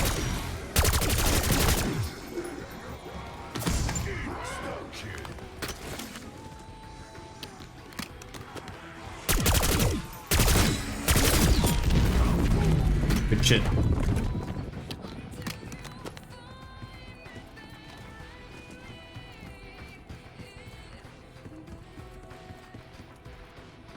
Let's go back to the roof, rinse and repeat. We are going to need to grind up some of this gold, some of this currency. Oh, I can never remember the names of some of these things, man. Here we go. We got our first Mangler. Let's go. Eventually, he'll be one shot. Once we level up. Let's get to the bank.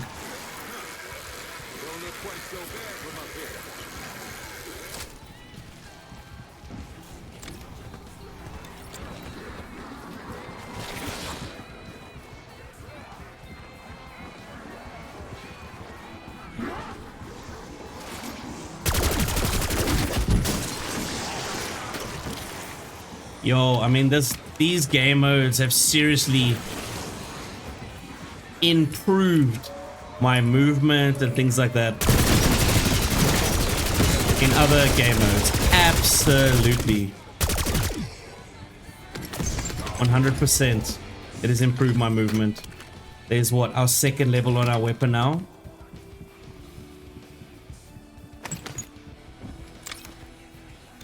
Okay, 2,000. Right, we're gonna stick with like napalm burst, right? That's just the shit. And then we're gonna go all the way up with our levels, our rarities, and with the rarities, here we go, another Mangler.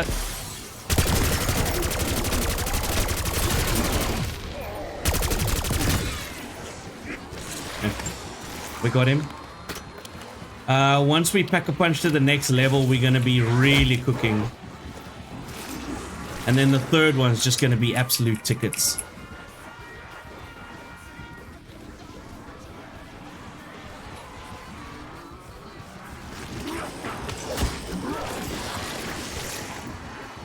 I'm going to do one more rotation. And then I'm going to kick this perk or whatever it's called again. Okay, we're going to bring them in.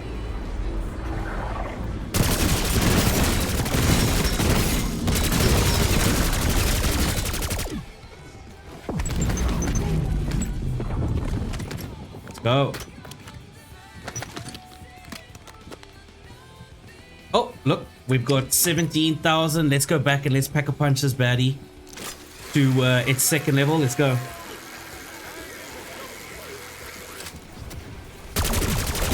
How's this guy running?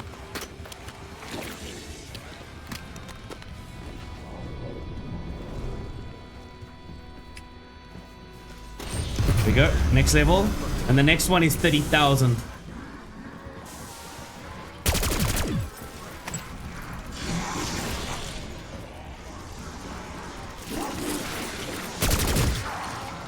Let's just kind of herd them around a little bit.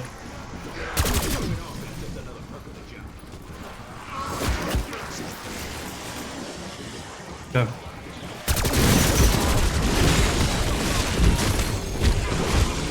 Oh, that's my bad. I don't know why I was in that corner.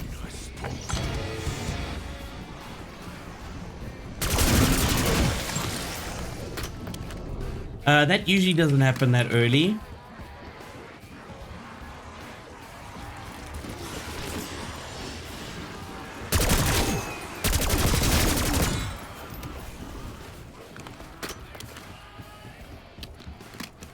Let's farm up some gold and stuff. We need to get another Pack-a-Punch level on this thing. Right now, like, I'm not really too worried about keeping some of these barriers closed because I don't want to be overrun. I mean, you know, also we're at round cap 11, but I don't want to waste money on unnecessary gates.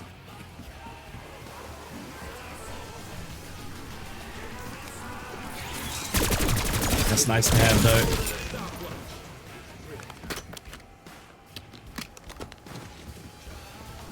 Right, this gives us faster reloads, and you can replate armor faster, which is great when you're surrounded.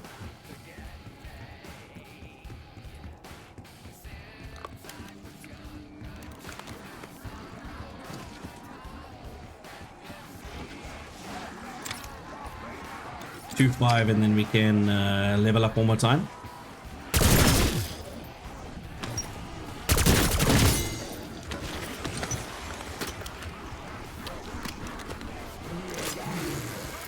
Here comes another Mangler.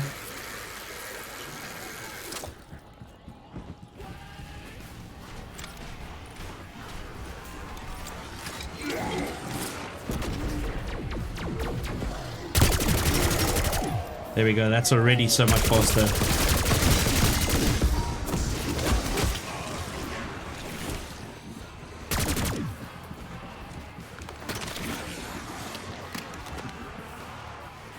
And I can slide while spinning around, that's sick.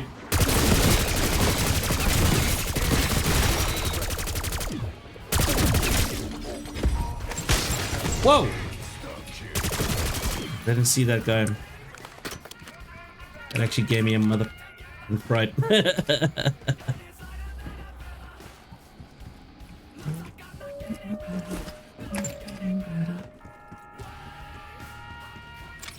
Yeah, we got 2,500. Let's go.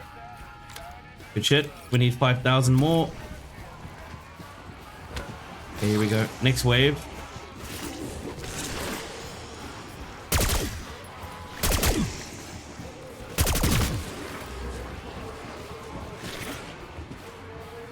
This game is also, or this game mode has also helped me with my centering. So like, naturally my crosshair wants to find a head now.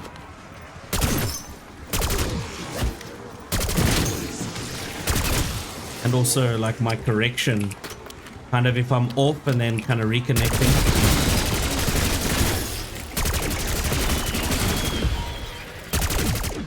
Reconnecting with that sort of, that headshot position.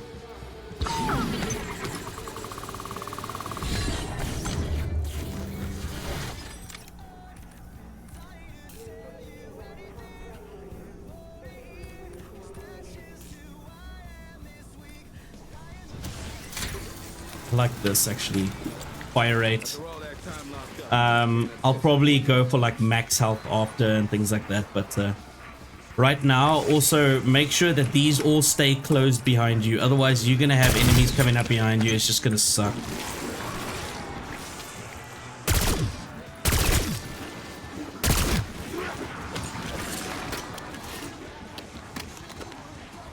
One more rotation.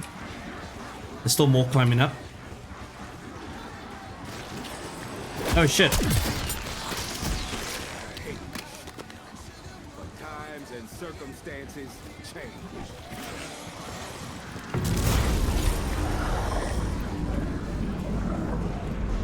Here we go.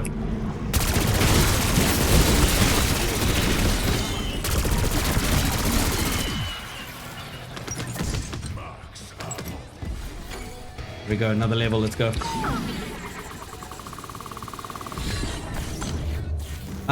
We're at 12,000 gold now. Hey, look, now we're getting, now we're unlocking some of our perks. Now we're unlocking Gobblegums. Now we're unlocking weapon levels. Man, the shit's cooking now. No double XP tokens needed. Just trying to be efficient with the farm, bro. Man, how many of those did I miss?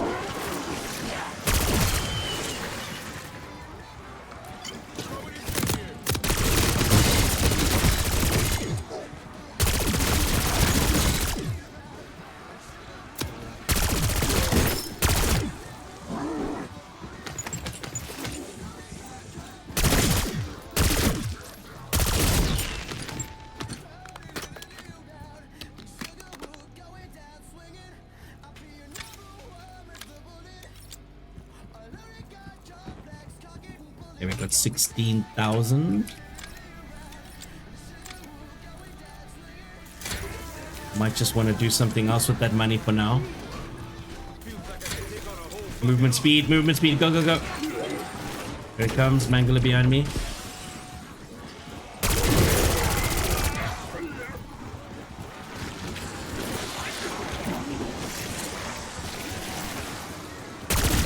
Gotten a lot more confident with my movement in the game.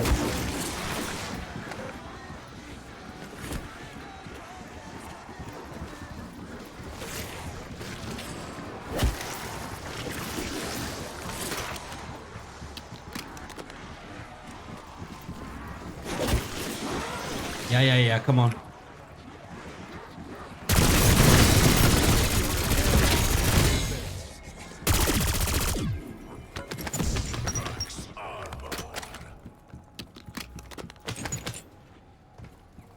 Good shit, good shit, good shit.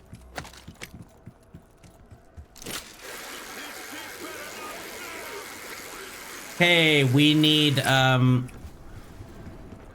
more salvage. Let's go down in front of the bowling alley. Let's go.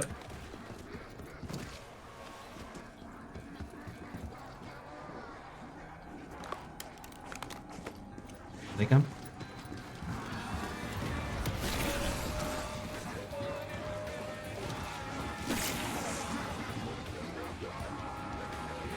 Do not open these lock barriers.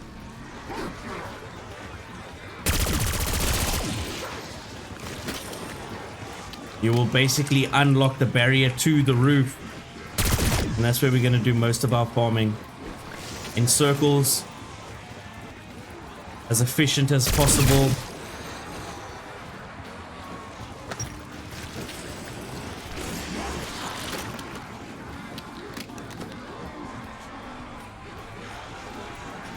Here we go. They're going to want to stay close to the wall. I don't know why.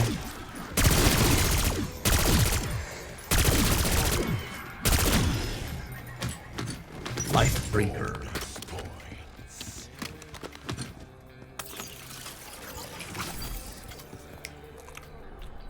I need that money. I'm not gonna get any more armor and things like that right now.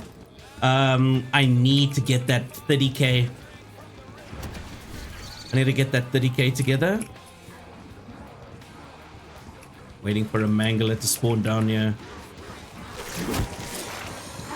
I don't know why I'm going so close to these guys. I'm obviously not warmed up or something. Like, what the hell?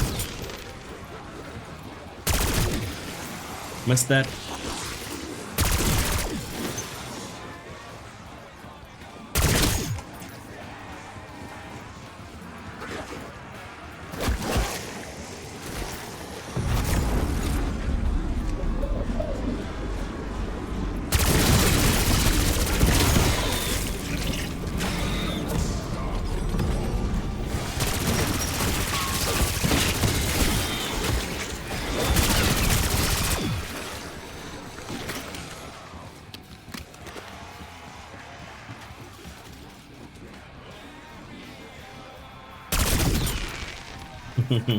Stitch.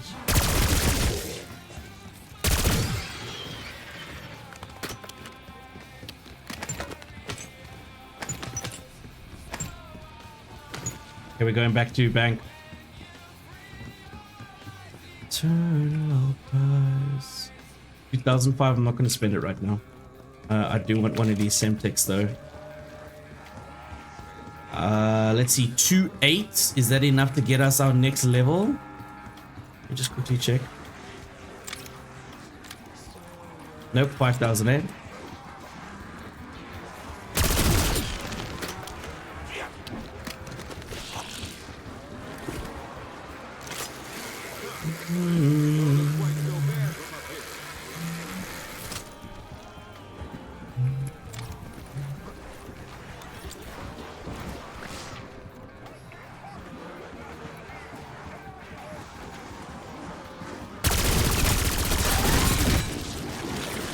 Clearing a path.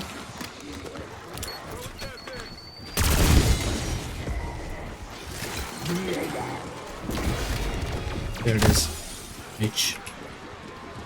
Just ready.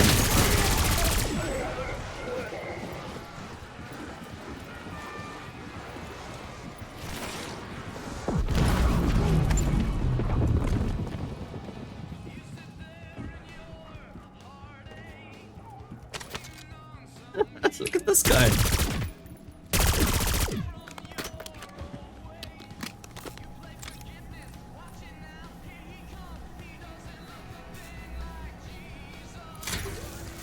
I thought I had this already.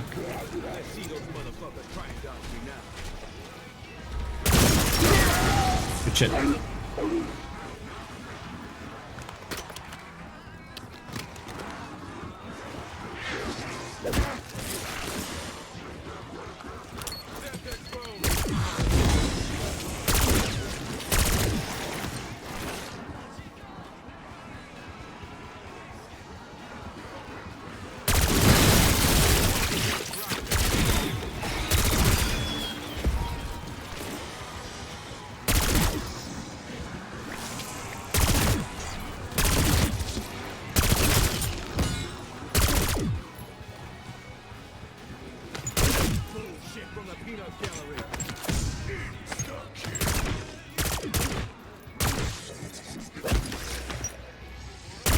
Yeah, man, these dickheads on the ground.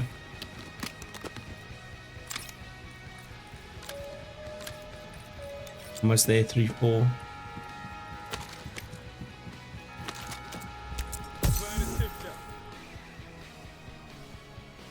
Bum bum bum bum.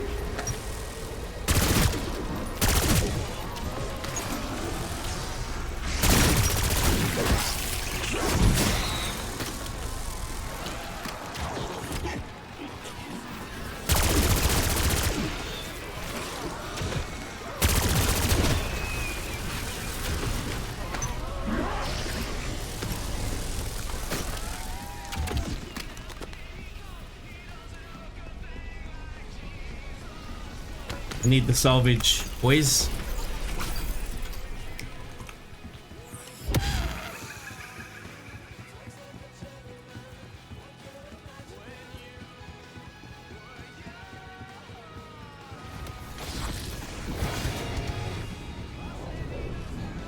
Daily challenge.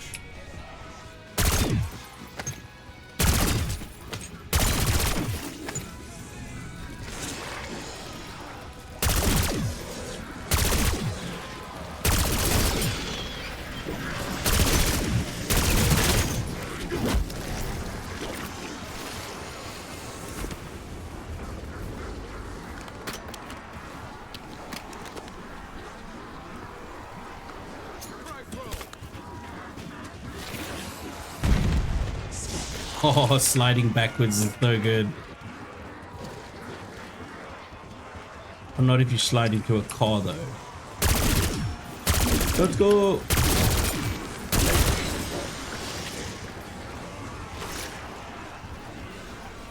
Oh, lost of my bullets as well.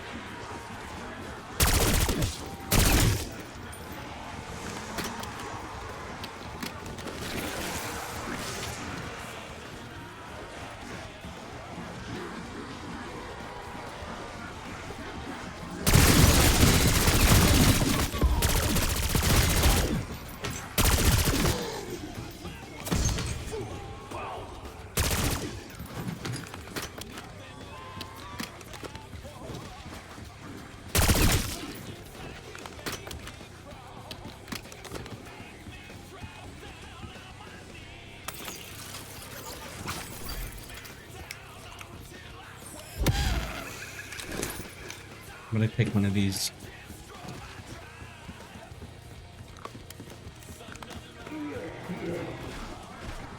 Angle it. Good shit.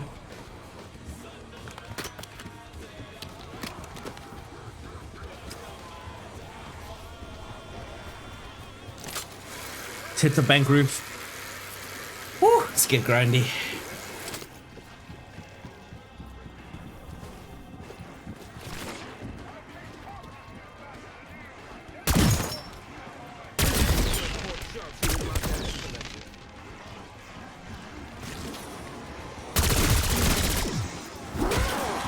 Whoops. I'm really playing very reckless today.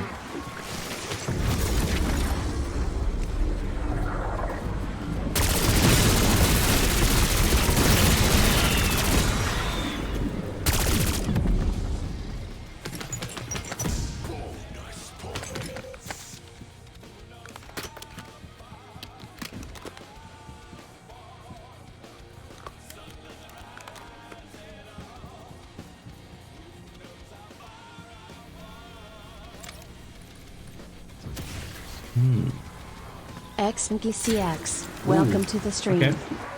Give that one a go. Yo, what's up, Magix? Good to see you. Are you doing well? I absolutely hope so, broski.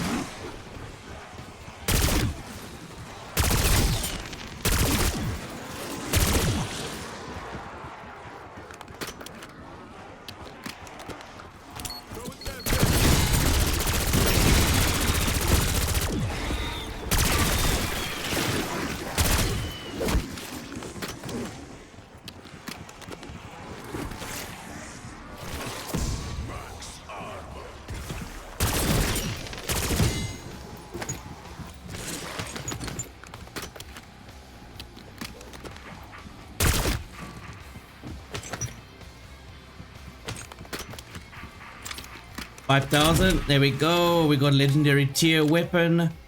Ammo mod is Napalm Burst. And now we need 5 more K to get that last pack of punch. Yes, sir. Here comes Mangala. Let's finish him off quick. Look at that. See a doctor if you have a burning sensation.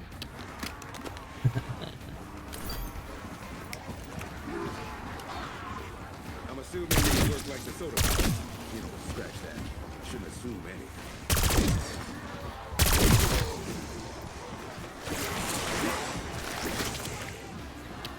Go. Good. No. They're still climbing.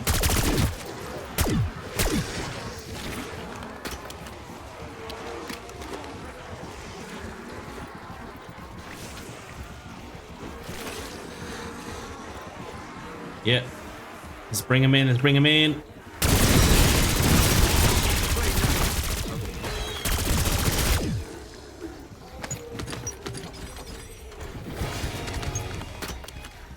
This is my little homie. What's up, Jeffrey? What's up, bruh? Blunt095, welcome to the stream. What's up, Blunt? Good to see you, broski. Glad to have you here, as always. So good to see some of you guys again in the chat.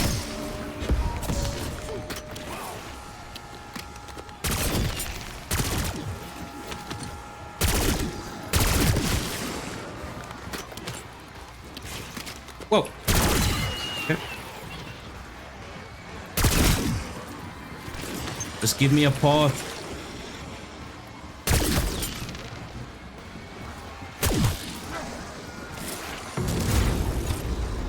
Here we go. Bring him in, bring him in, bring him in.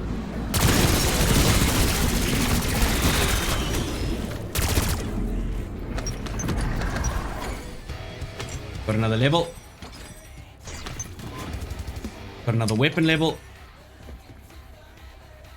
Hey, we got 30,000. Let's go, boys. 30,000. Let's go get that that third level on the Pack-a-Punch.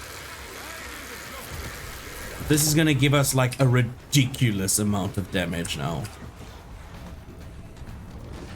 Right, so I mean, once you're looking for certain milestones, look at that. Boom, let's go. Max level. Now we've got a laser equipped now, bro.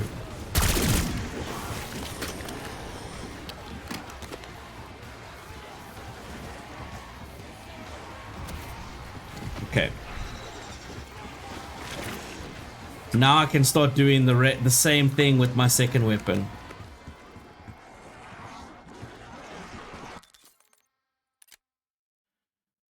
Dark Flare. Nah, I like Frenzies.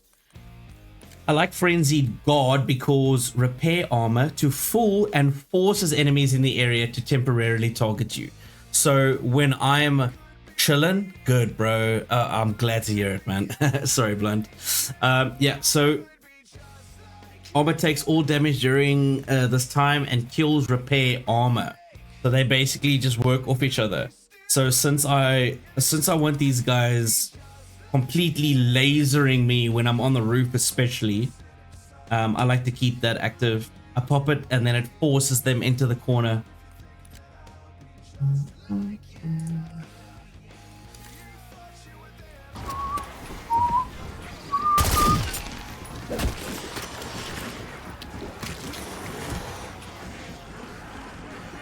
So now we're gonna work on probably getting the rest of these Wonder Fizz or whatever they call those drinks.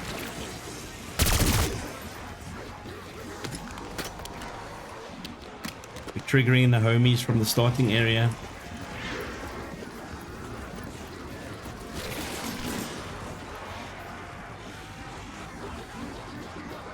Always check your mini map. Obviously, these guys will show up as red, obviously.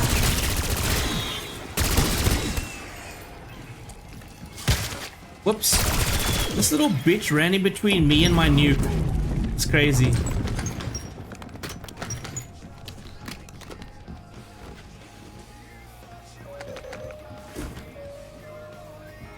Okay.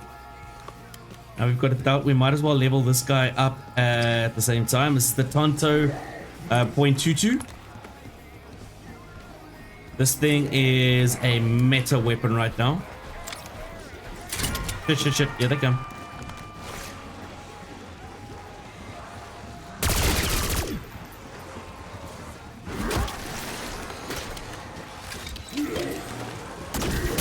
Oh, I can hear him.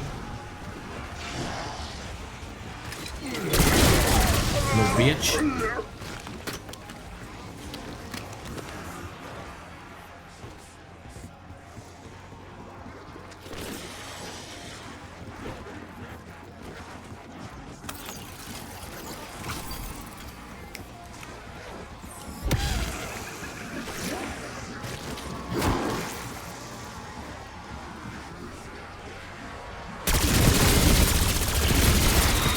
This is not ideal because now they just all scattered, right? So we want to be as optimal as possible, optimal and efficient. Obviously everything I'm doing right now is not completely optimal because that's just not fun. Do what you want to do with these games, guys. Like, fuck optimal. All we're doing is finding a slightly less sweaty way to level up our guns in our account. There's nothing wrong with it.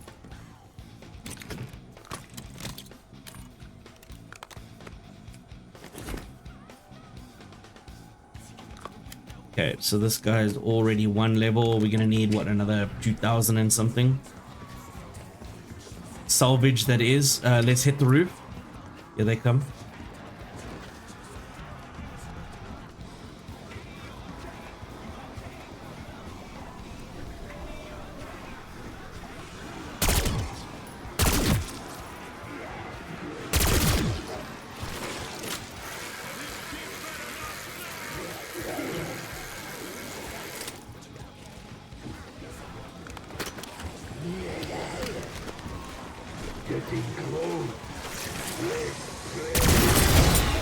Nice.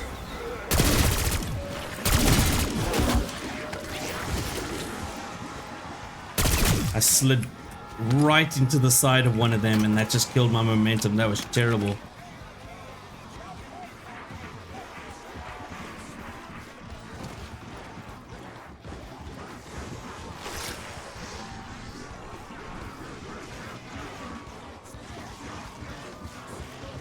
Here we go.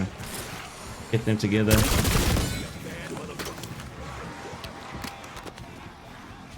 Seeing if I can maybe...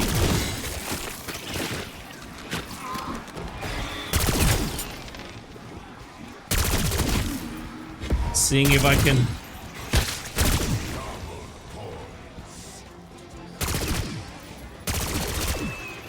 There we go.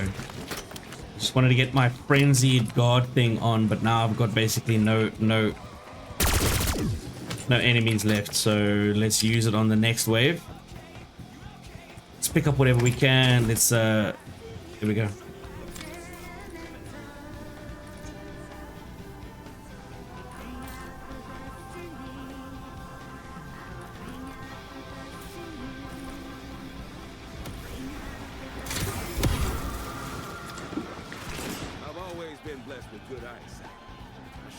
I could unsee some things.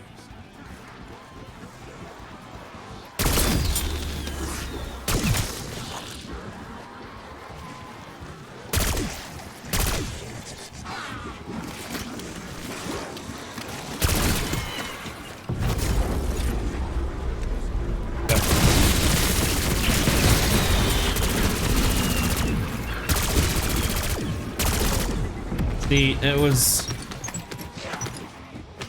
not as good as it could have been. We missed out on some guys. We had to reload. Maybe one more rotation. Yeah, it's max level. Cool. And this 2,500, but we can put that on at the very least.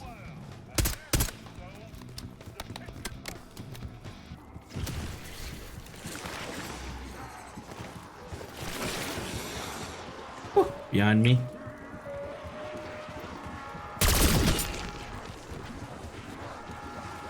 I kind of hate spiders, so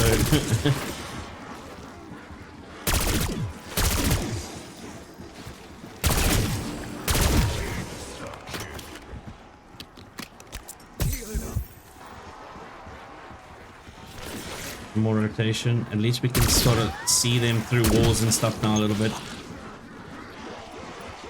Come on, boys. Okay, we already did our dailies with the Semtex. I want that decoy now. After this. I mean, look at that. It just melted them. Where is it? Where was it? This? Sir.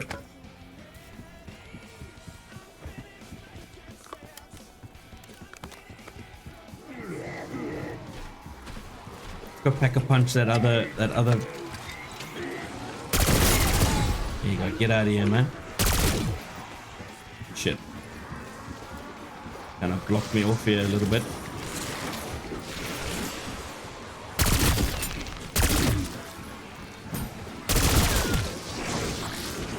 Give me a gap. Give me a gap.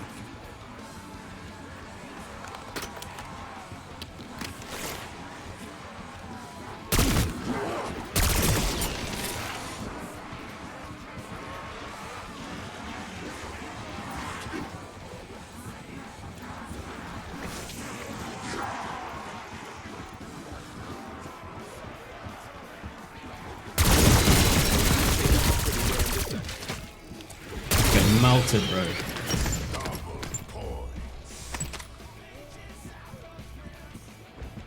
Okay. Let's go up to the church. We need to Pack-a-Punch this bad bitch.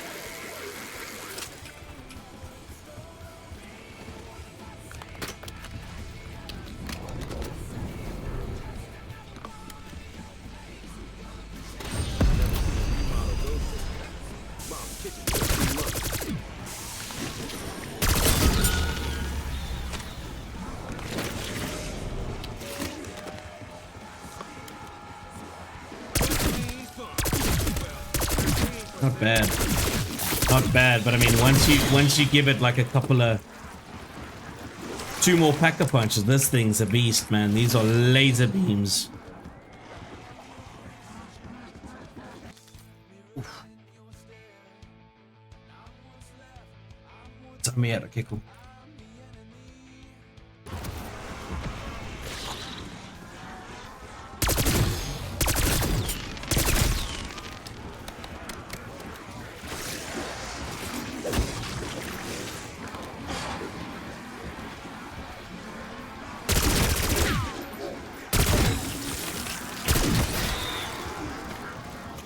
We'll do this one more time, maybe.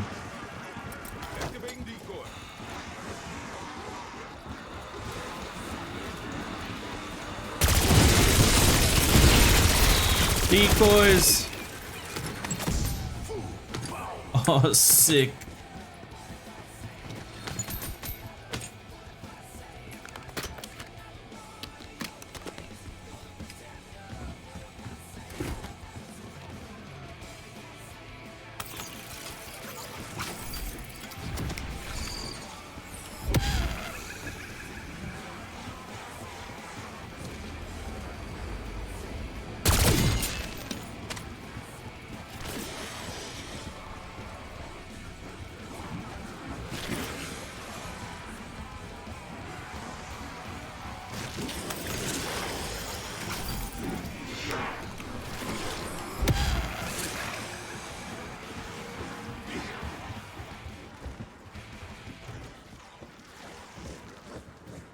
Come on.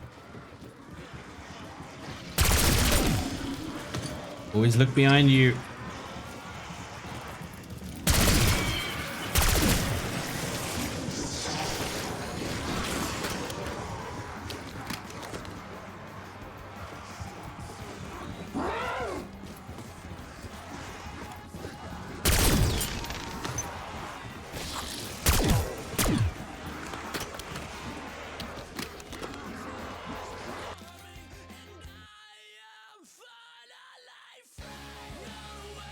Tunes. That's what we needed. Let's go.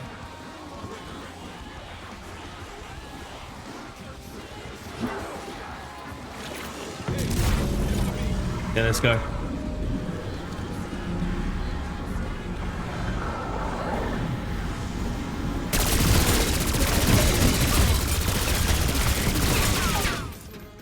Whoosh.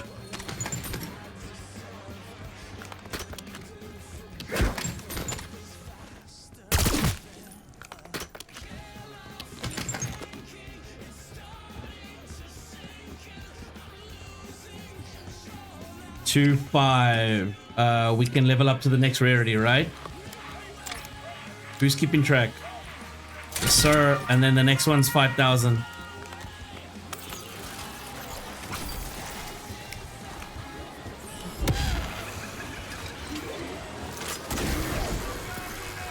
Mangala spawned.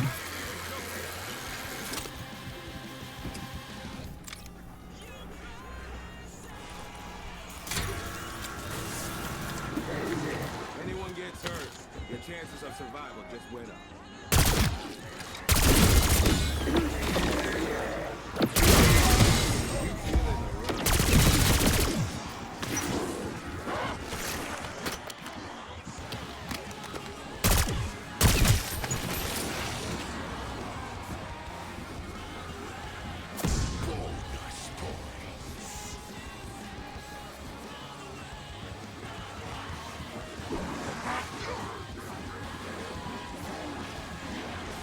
Here we go.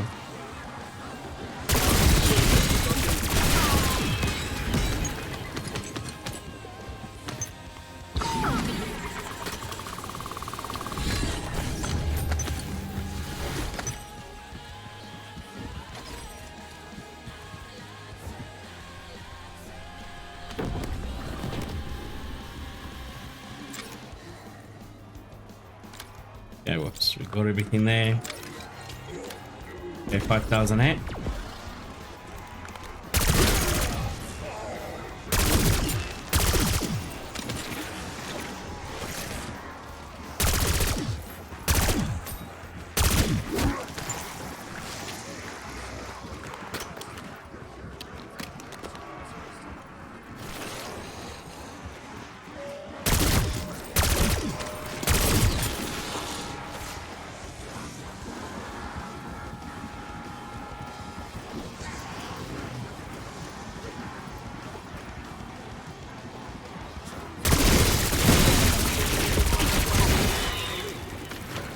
Yes, sir.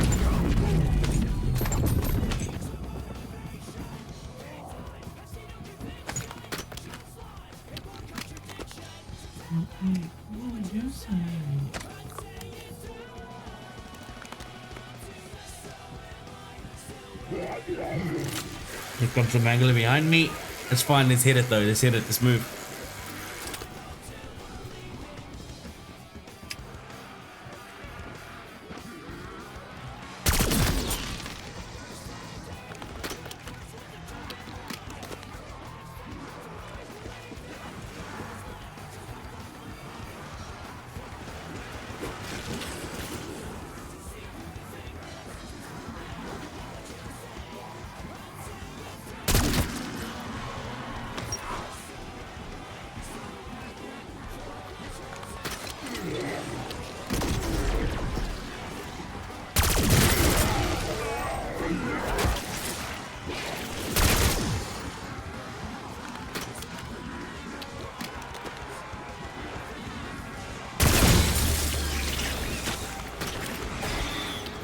There's like some serious penetration on these bullets. So.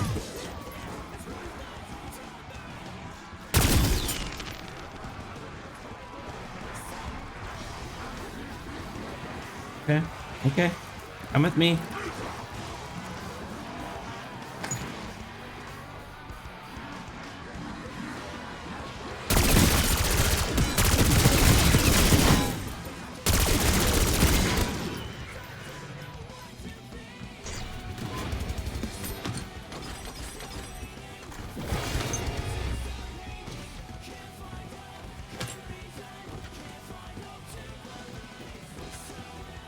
Been messing with my movement.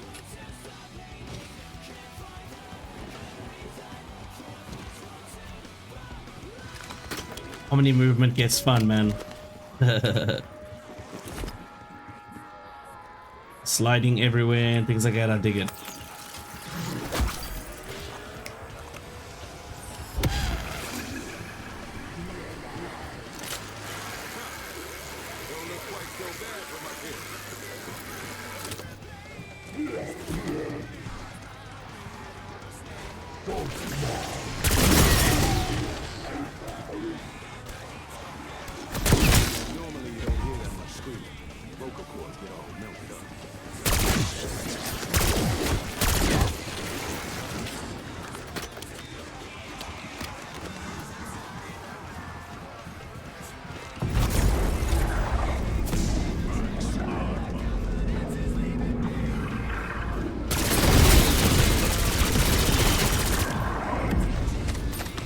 Hell yeah, baby. Another level, let's go. We're moving quick today. Almost at 30,000.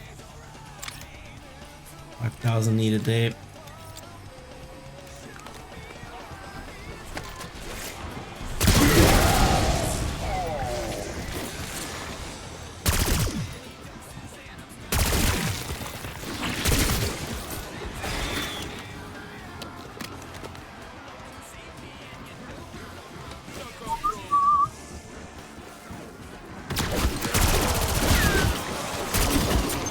Got caught on something.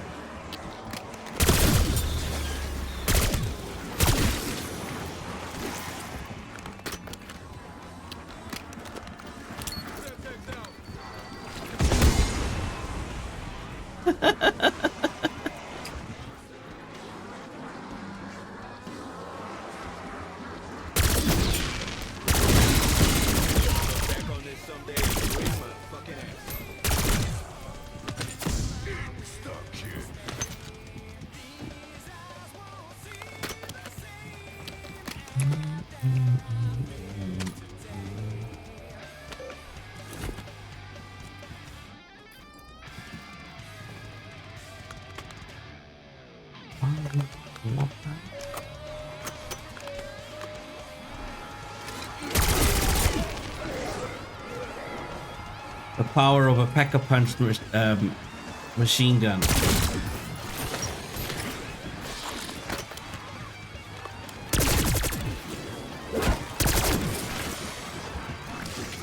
start leveling this baddie as well.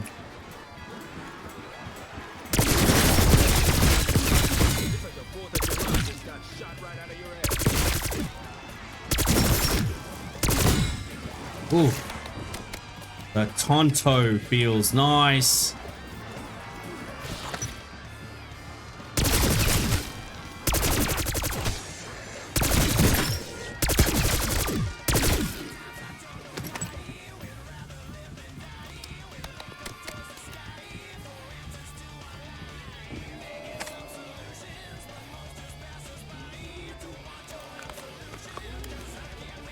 Ooh.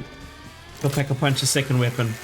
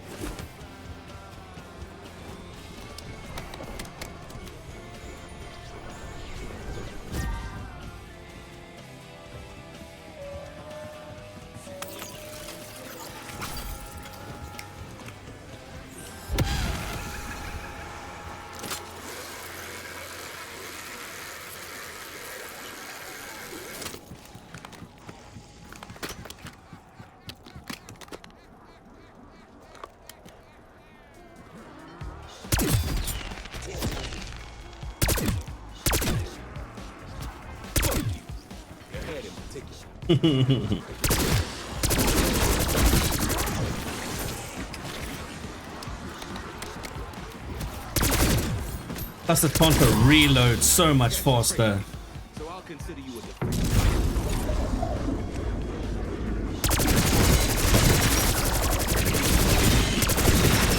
Oh, recoil pulled me off target a little bit.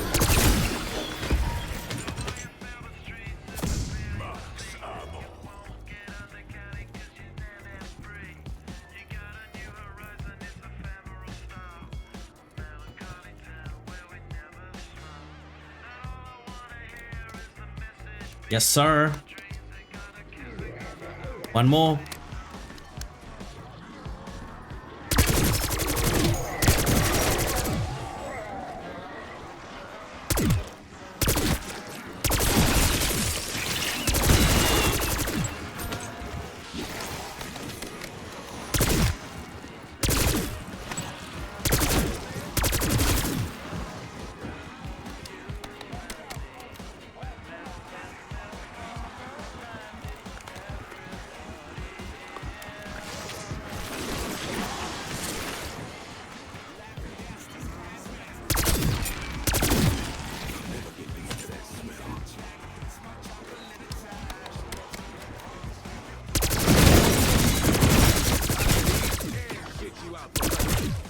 The recoil's making me kind of lift up a little bit though.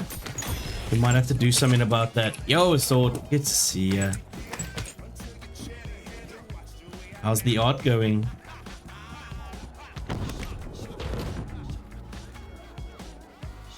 I like this better. Here he comes. We've got enough to Pack-a-Punch this baddie. Let's just finish this. Let's finish this round, and let's head on over to the church so we can get Pack-a-Punched. Level 3. Go. Go.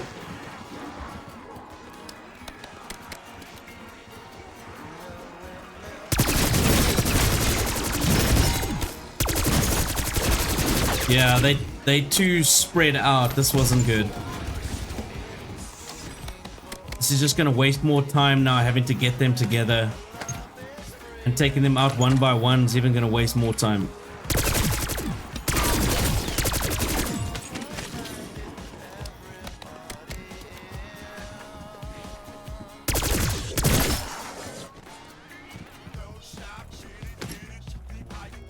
Okay, we got 35k. Let's quickly go back to church. Let's go and sort that out.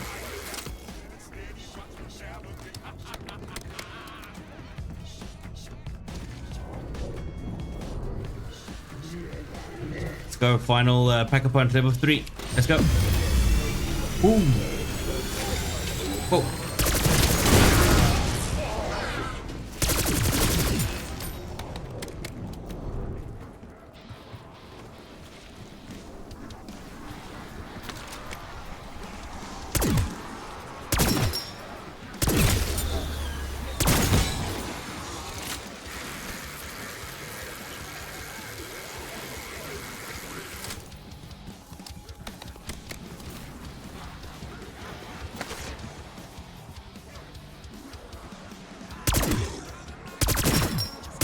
Oh yeah, there's a little bit of Nickelback in the playlist. If you say you don't like Nickelback, I'll call you a damn liar to your face.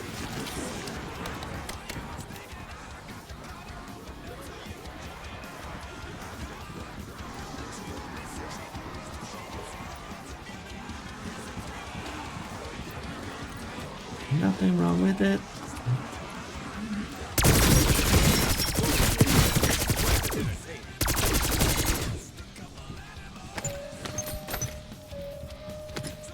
Baby, come here.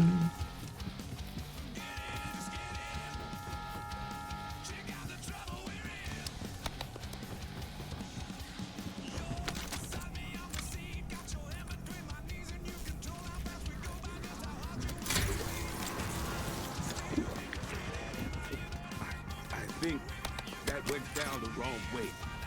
Oh yeah, we're still doing the rarity one time. Whoops. What the hell was that?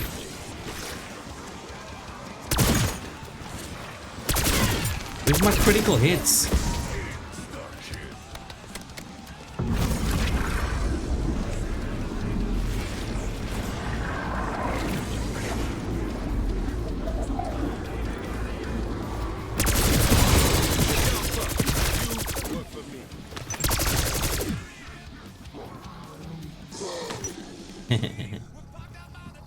And then he just stands around because there's nothing else to kill. What up, homie?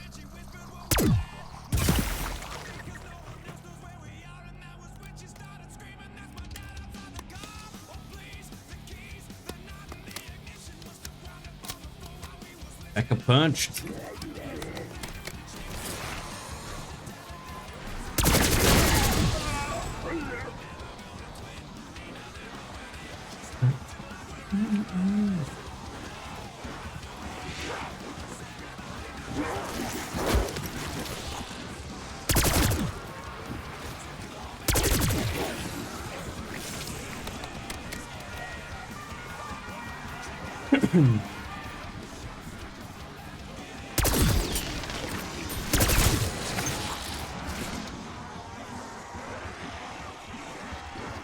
Come on, gather. I want to do this right first time.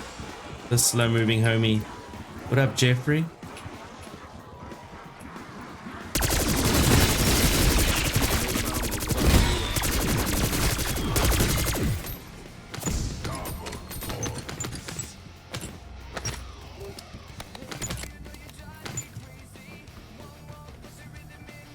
$5,000, let's go. Yes, sir.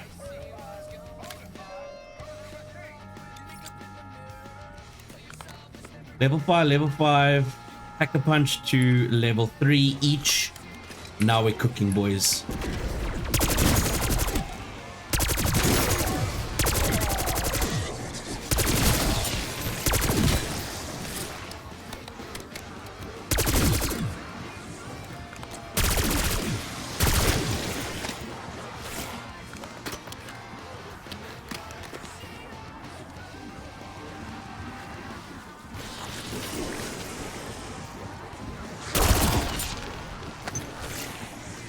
Come on.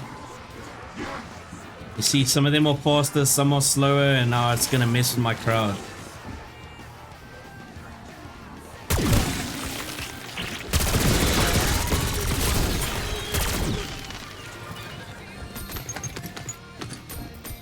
Yes, sir.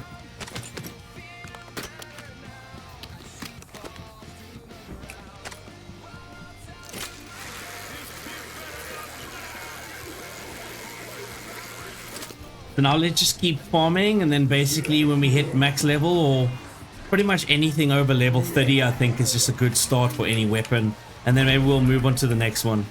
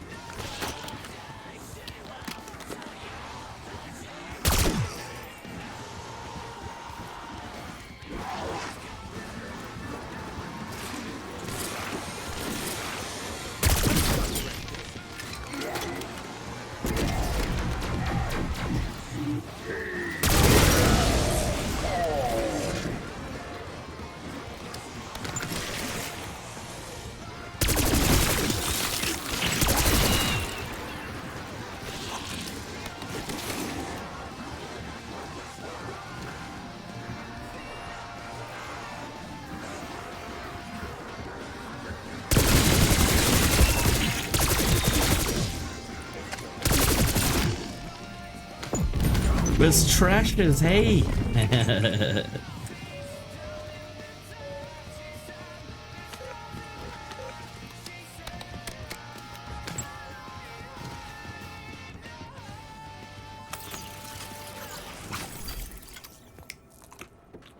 Oh.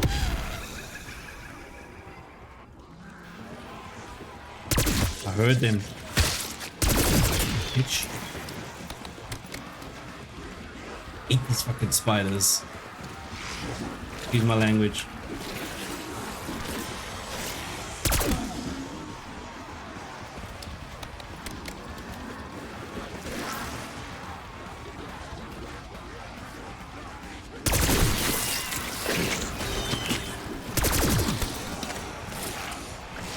Come on. We're gonna turn this on now. Here we go. Let's go.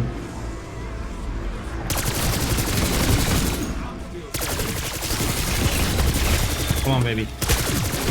On my face.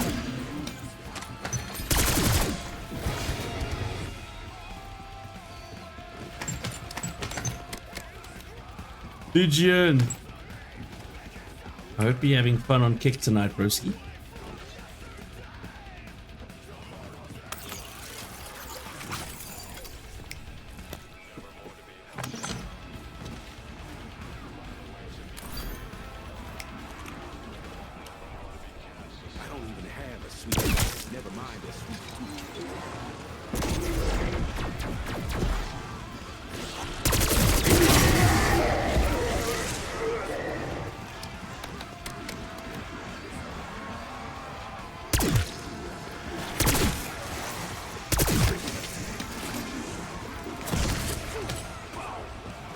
Yeah, we're gonna bring them all in now. We're gonna go around the corner, wait for them to gather up, gather up.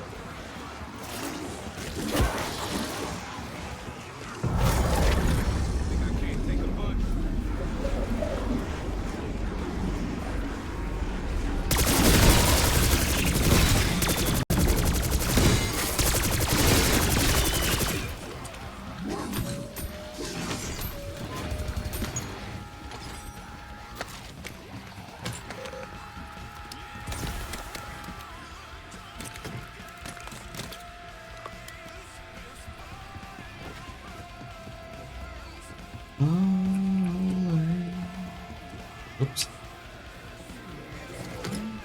Mangala. Coming from up top. Let's go.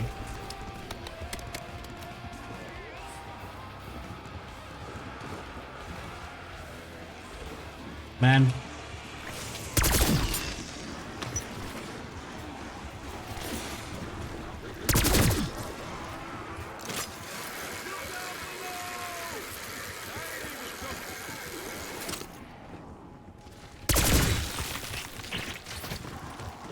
Here they come.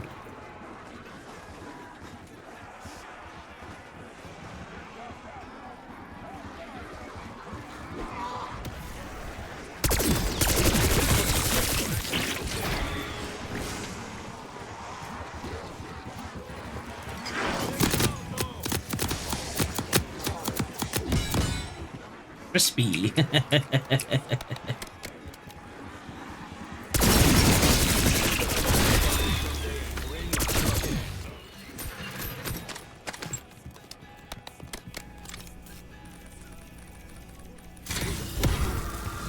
Yeah, it's everything.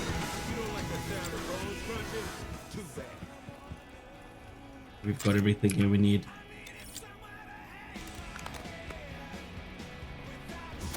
Okay. Oh. Maybe we can try a shotgun after these. But we need to level these bad boys up, man. Like the Tonto, the GPR is like a meta weapon, so I need it.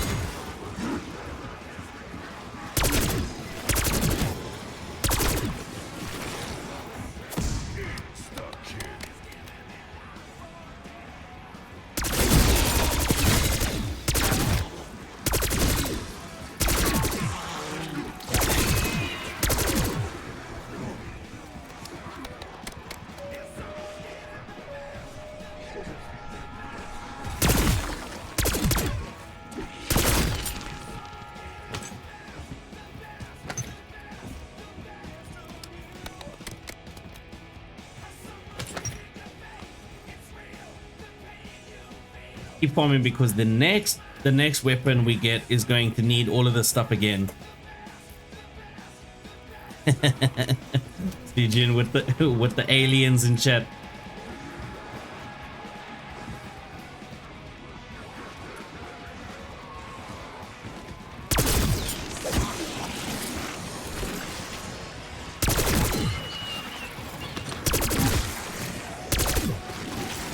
Sure. Now this gun's hitting hard, bro.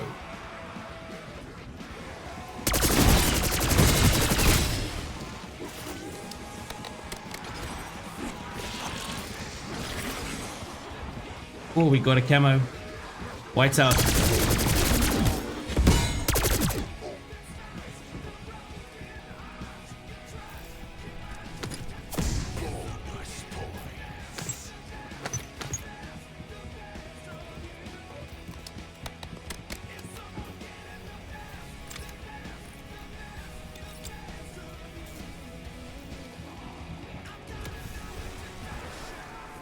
Here they come.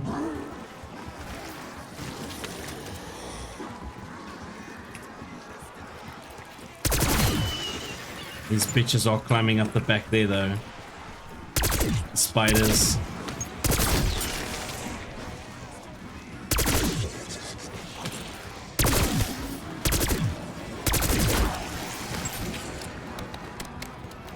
I wonder if I'm gonna quickly go and take us up one level.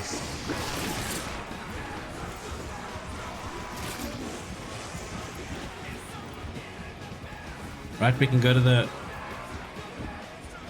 the motel room downstairs across the way.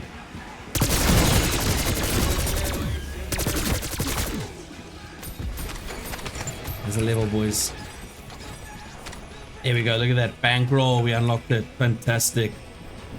Good shit. Okay. Let's go up a notch. Let's go up one level. I don't know if it's necessary.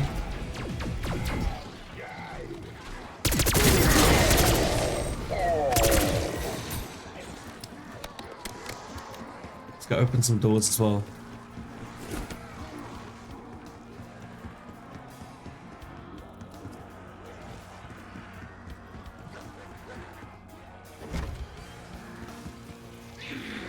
And get the X, the XM4 here.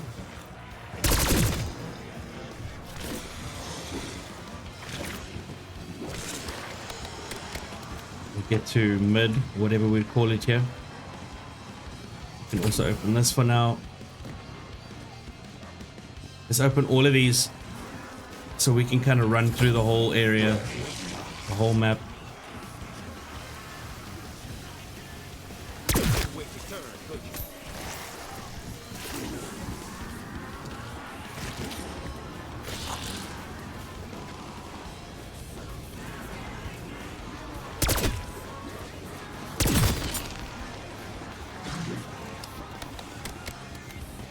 Diary of Jane.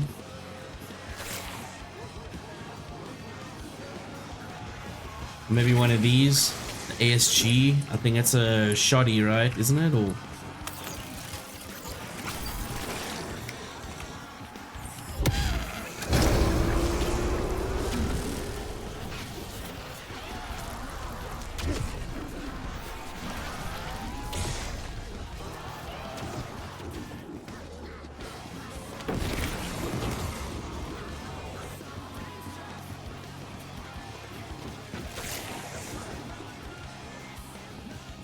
see what that mystery box has in store, boys.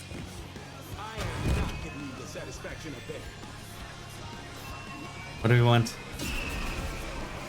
The aim is. Right, let's do it. Let's do it.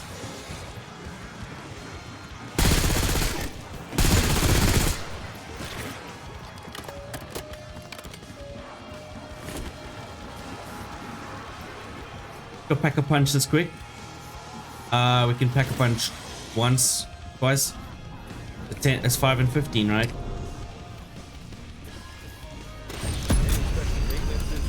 Yeah.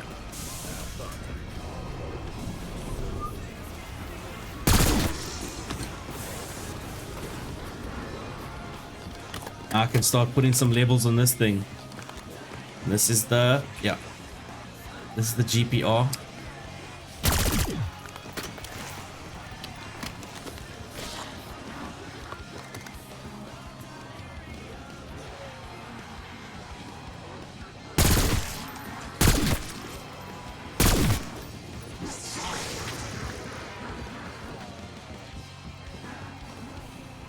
Now you gotta watch the bank, because now they can come out here next to you.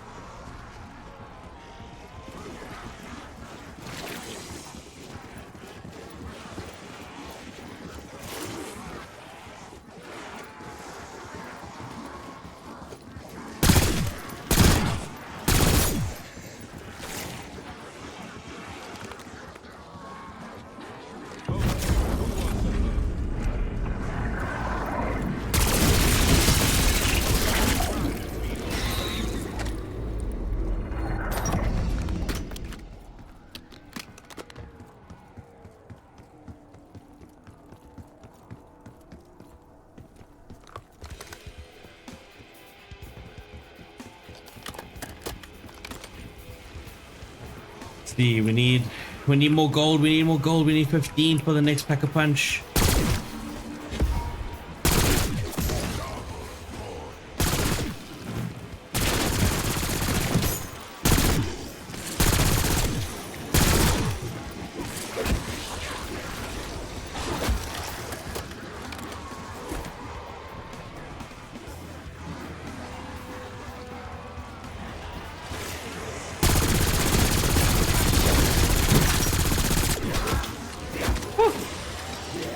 Thing doesn't hit the same, eh? There's a fully leveled gun, pack a punch and all.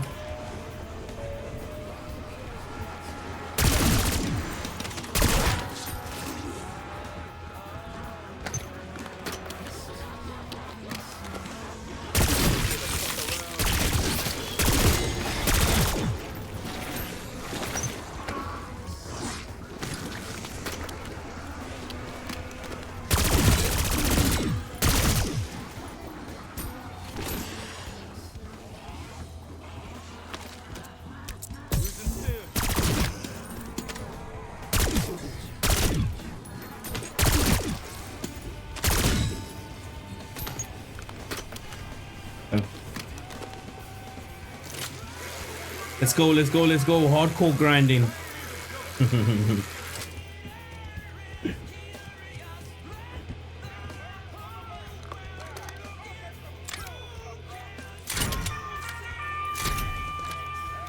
There we go. That's already going to do a lot more.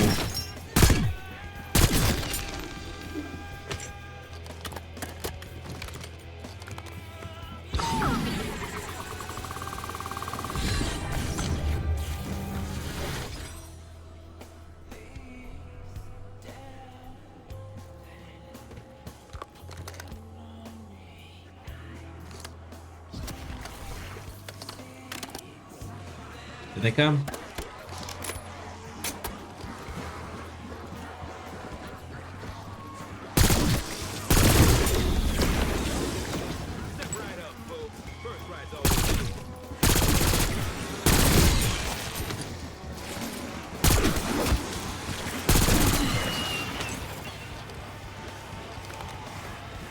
No. They're all over the place. We need to group them up.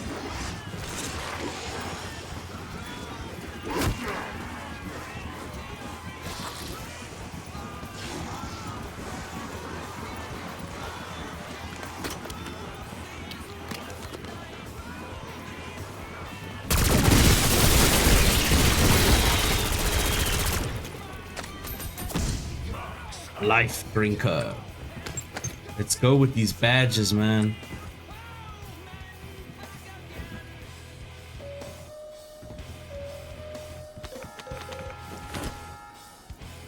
Okay, 22,000. We need 30, and then we can. Actually, we need 15, and we can go up.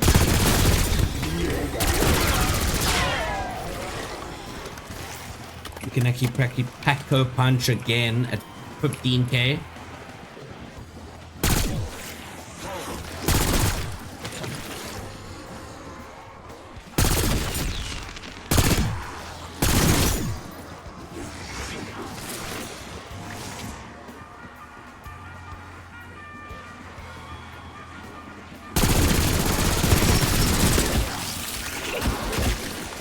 Oh, I switched to the wrong gun. What am I doing? What a waste.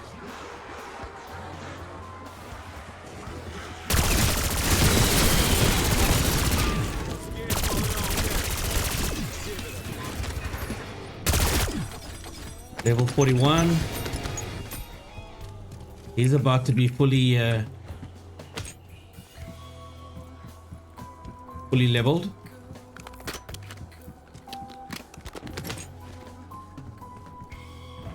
Let's go Pack-O Punch the other baby. The baby gun. The AMES, or the AMES, the AMES.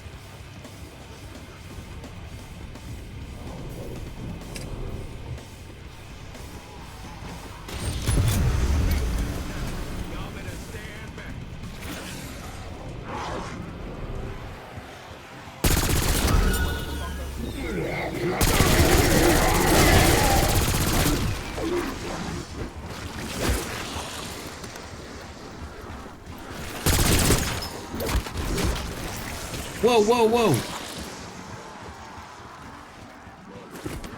That was a bit of a hot drop. I don't know what happened there.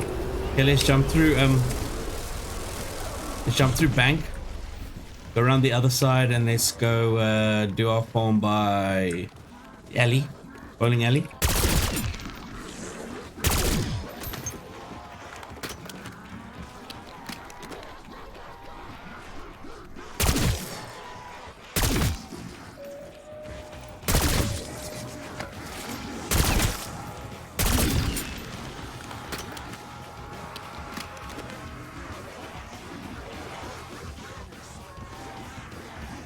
Another day's been late to waste.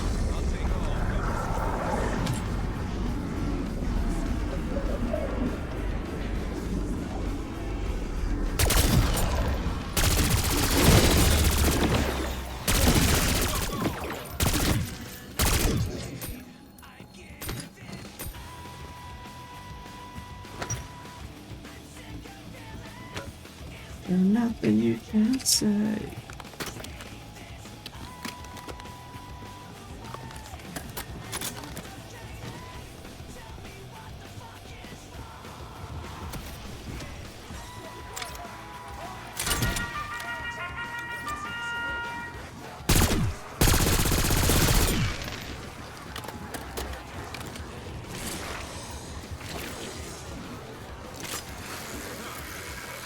You just got to keep moving, boys. Let me just say what's up to the homies. Whoever's live still.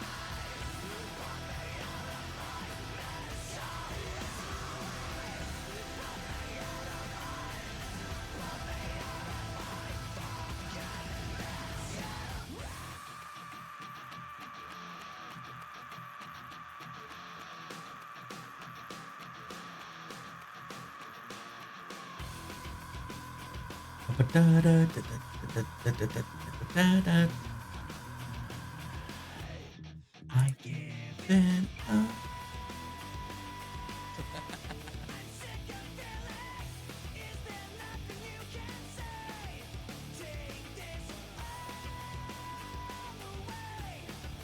KB is so good. It is so good, KB. Oh my god. I had the fish taco again. I mean, Thank you for coming in. it was a fish horn dog, bro. So good, man. Thank you for coming in. Go! Let's go! Hold on, I double flash.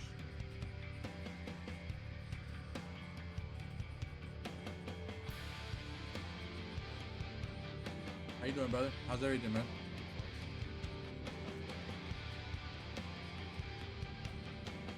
How you feeling, bro?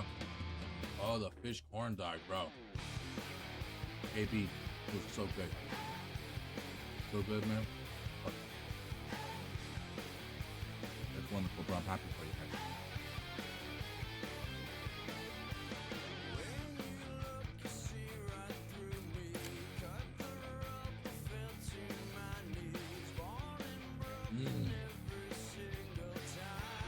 Happy for you, Sid. Fuck yeah, bro.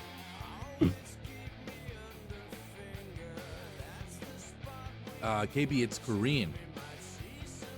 It's Korean and it's so good. It's literally like a fish. It's like fish cakes. It's kind of hard to explain. It's like literally like a scallop. I don't know if you ever had a scallop.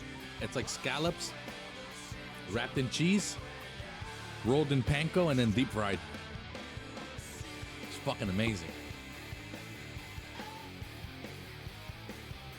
Amazing. Oh.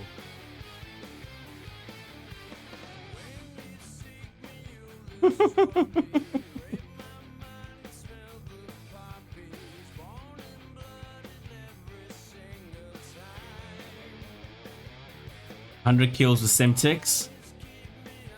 Right. Okay, 50 zombie kills with traps. We can do that. 2 more.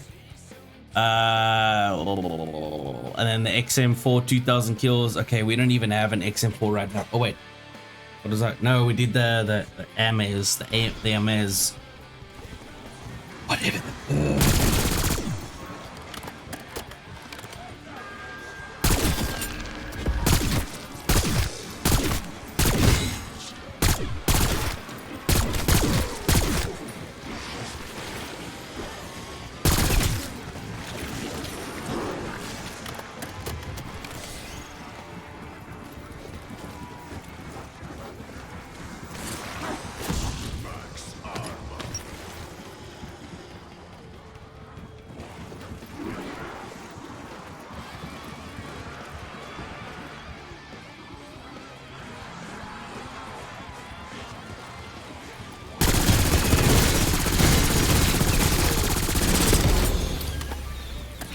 Let's go! Level 2 for this baddie. I'm gonna use you in Warzone, bro. So I need to get you leveled as well. Okay, 5,000. One more level. And also it is Pack-a-Punch to level 2. Oh shit, here we go.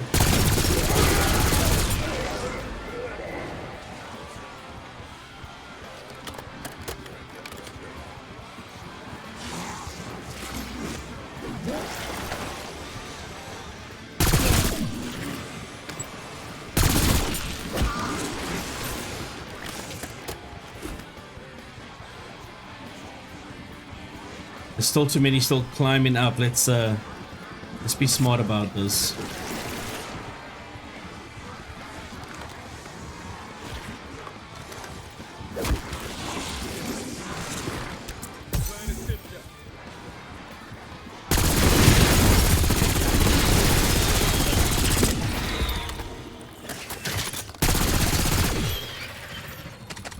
In spider bitches.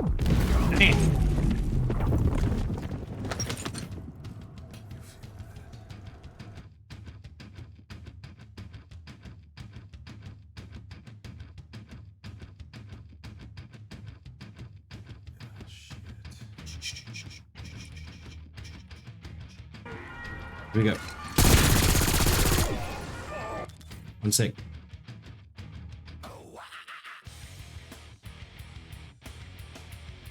Here we go. Okay, let's go.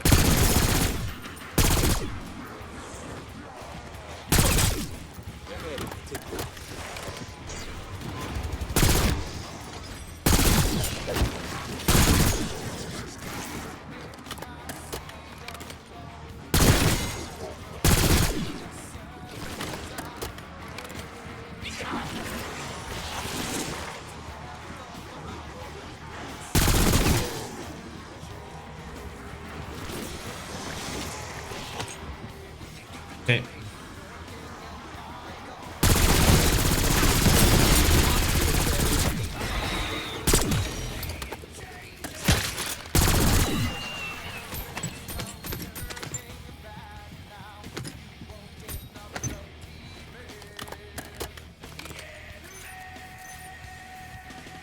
$2,000?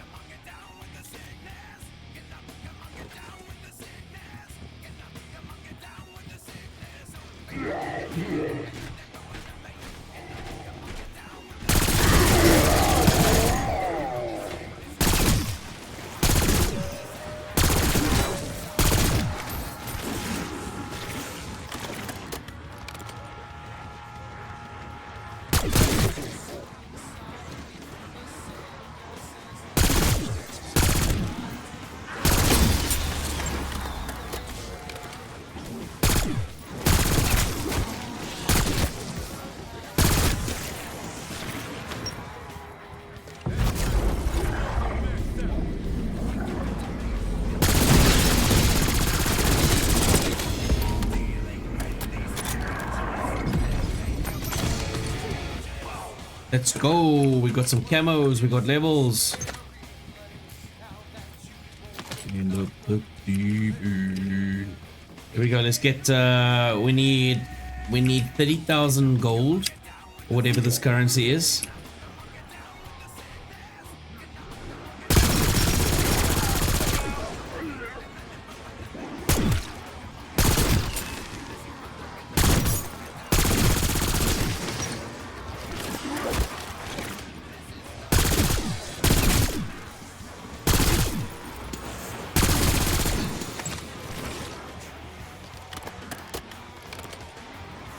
Rotation.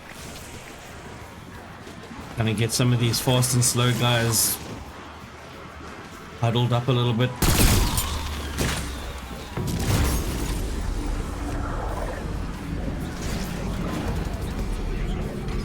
Another level on my weapon.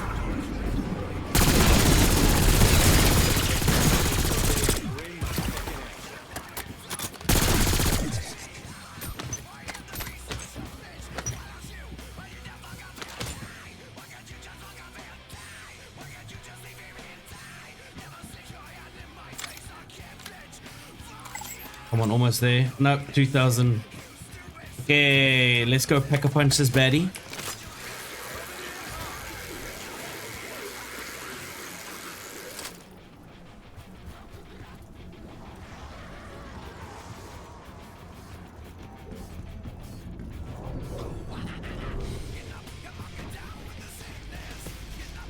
Level 3.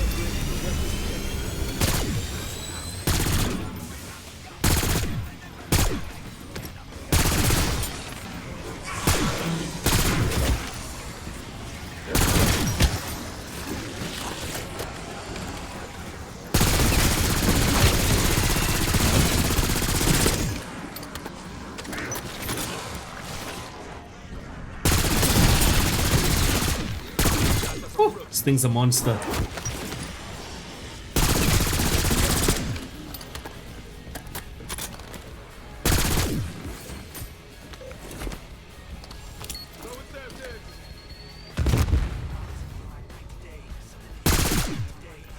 Oh, there's that guy.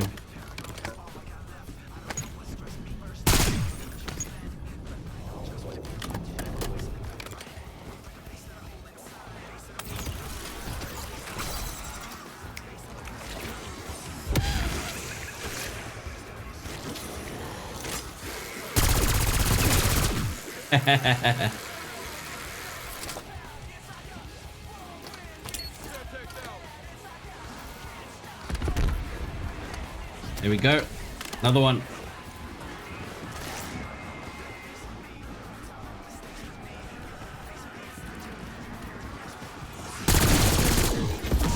Clear a pod, clear a pod.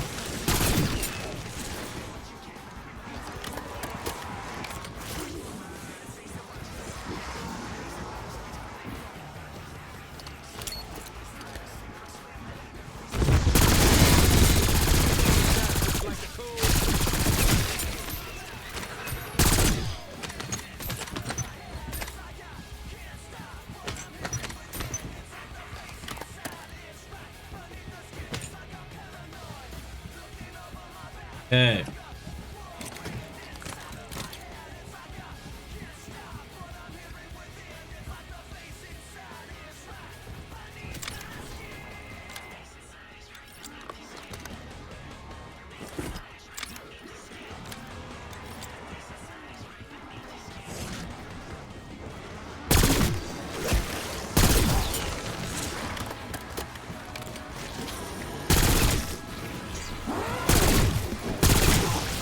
Gun levels, gun levels, gun levels. Whoops.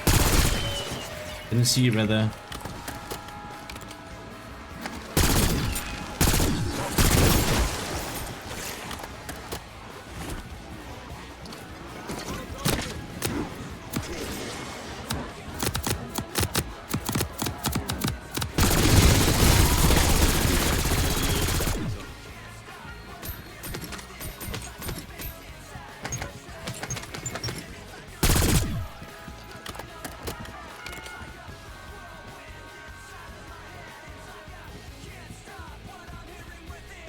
Oh shit.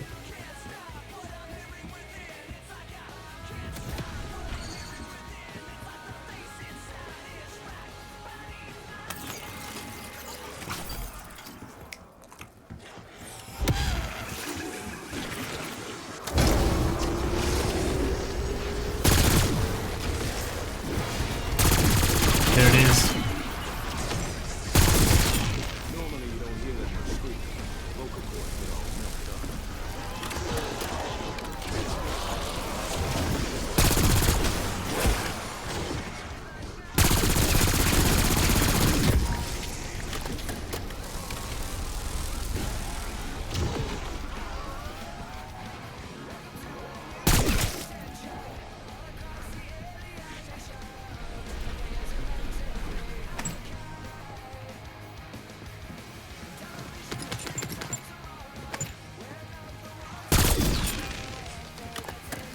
Money. Okay.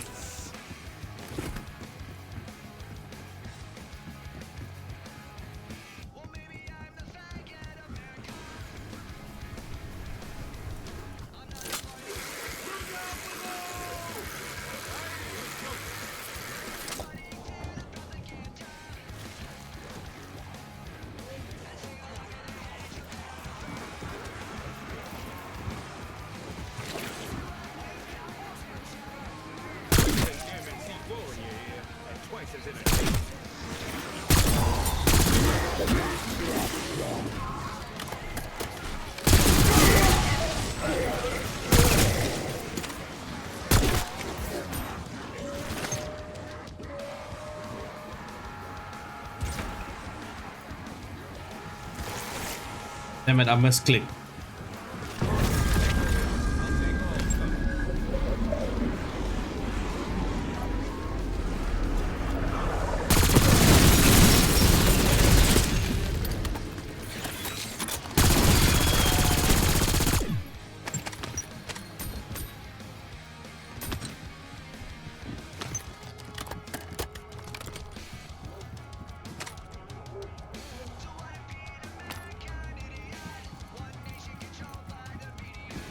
Almost ready. 700 more salvage.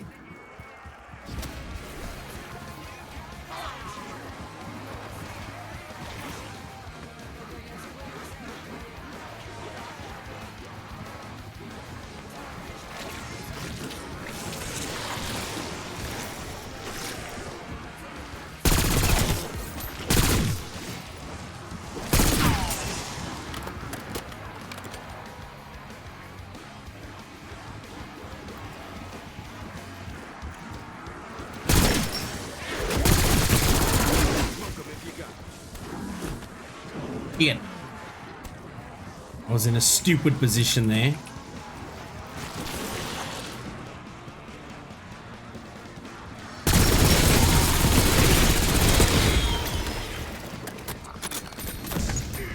Go boys, we got a palm. Let's move. There we go. We got some other perks opening. We've got some cool new attachments for the current weapon I'm on.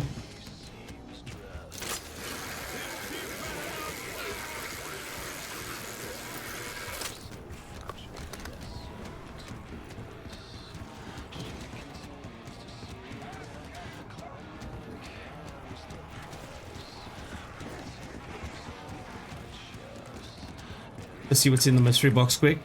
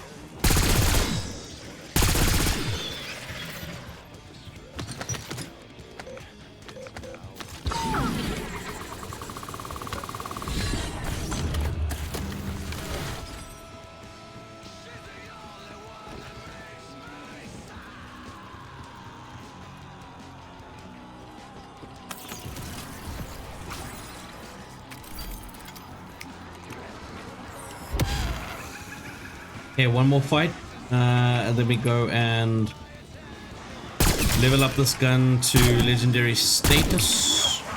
Shit. Stupid, I'm not paying attention.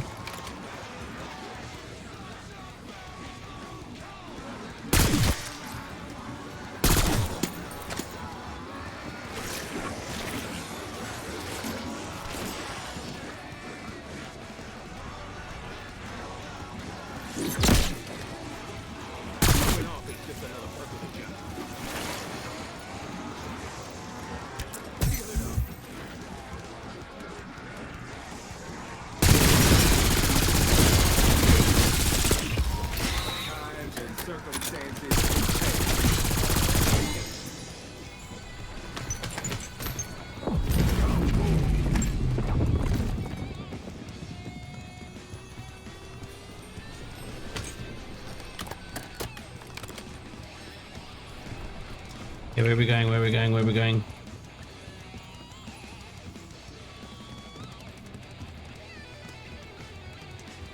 Let's level up the gun.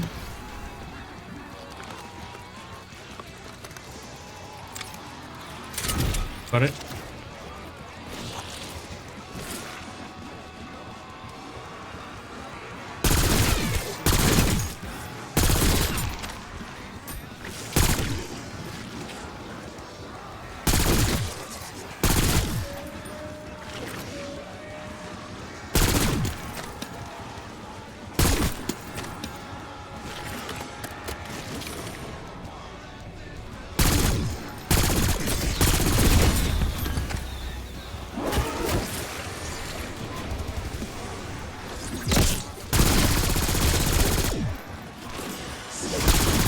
No!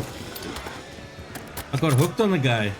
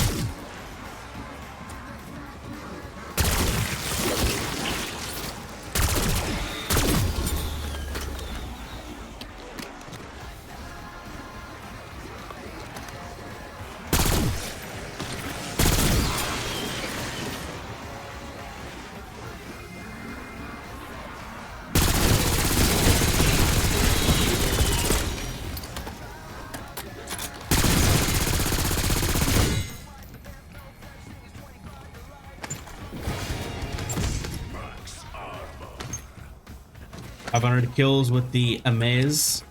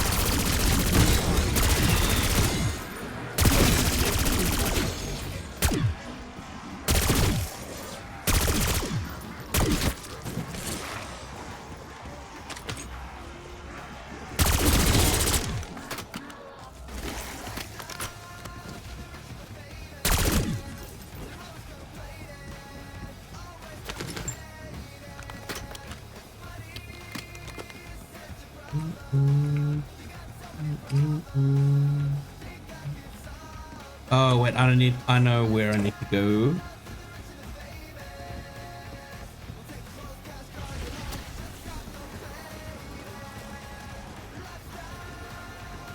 The rich and famous. Whoa.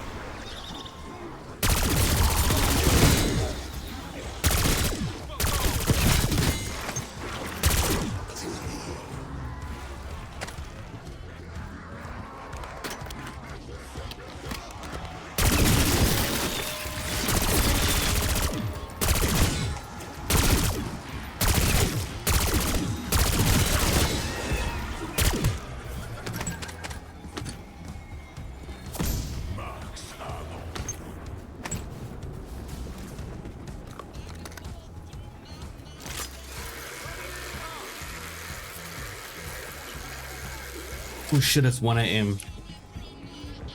How long have I been streaming? Fucking locked in here.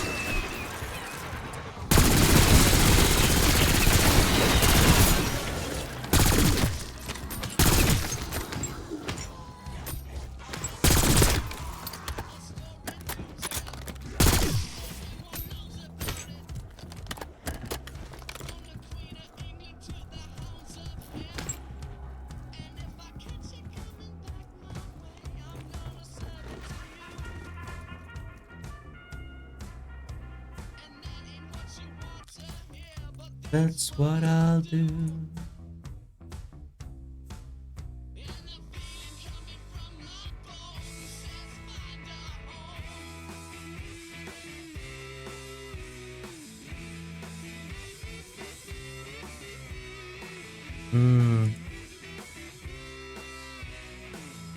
Something up with my connection. Anyway, honestly, guys, we've been going for like 3 hours straight. I think we needed to probably save and quit and carry on another day. Thank you guys so much for being here, man. I hope this sort of grind helped someone, because this really is one of the better ways of leveling up your weapons. Just put on some music, jam through it, just grind, bro. But yeah, thank you guys so much for being here. I appreciate you. Take care. Peace out, guys.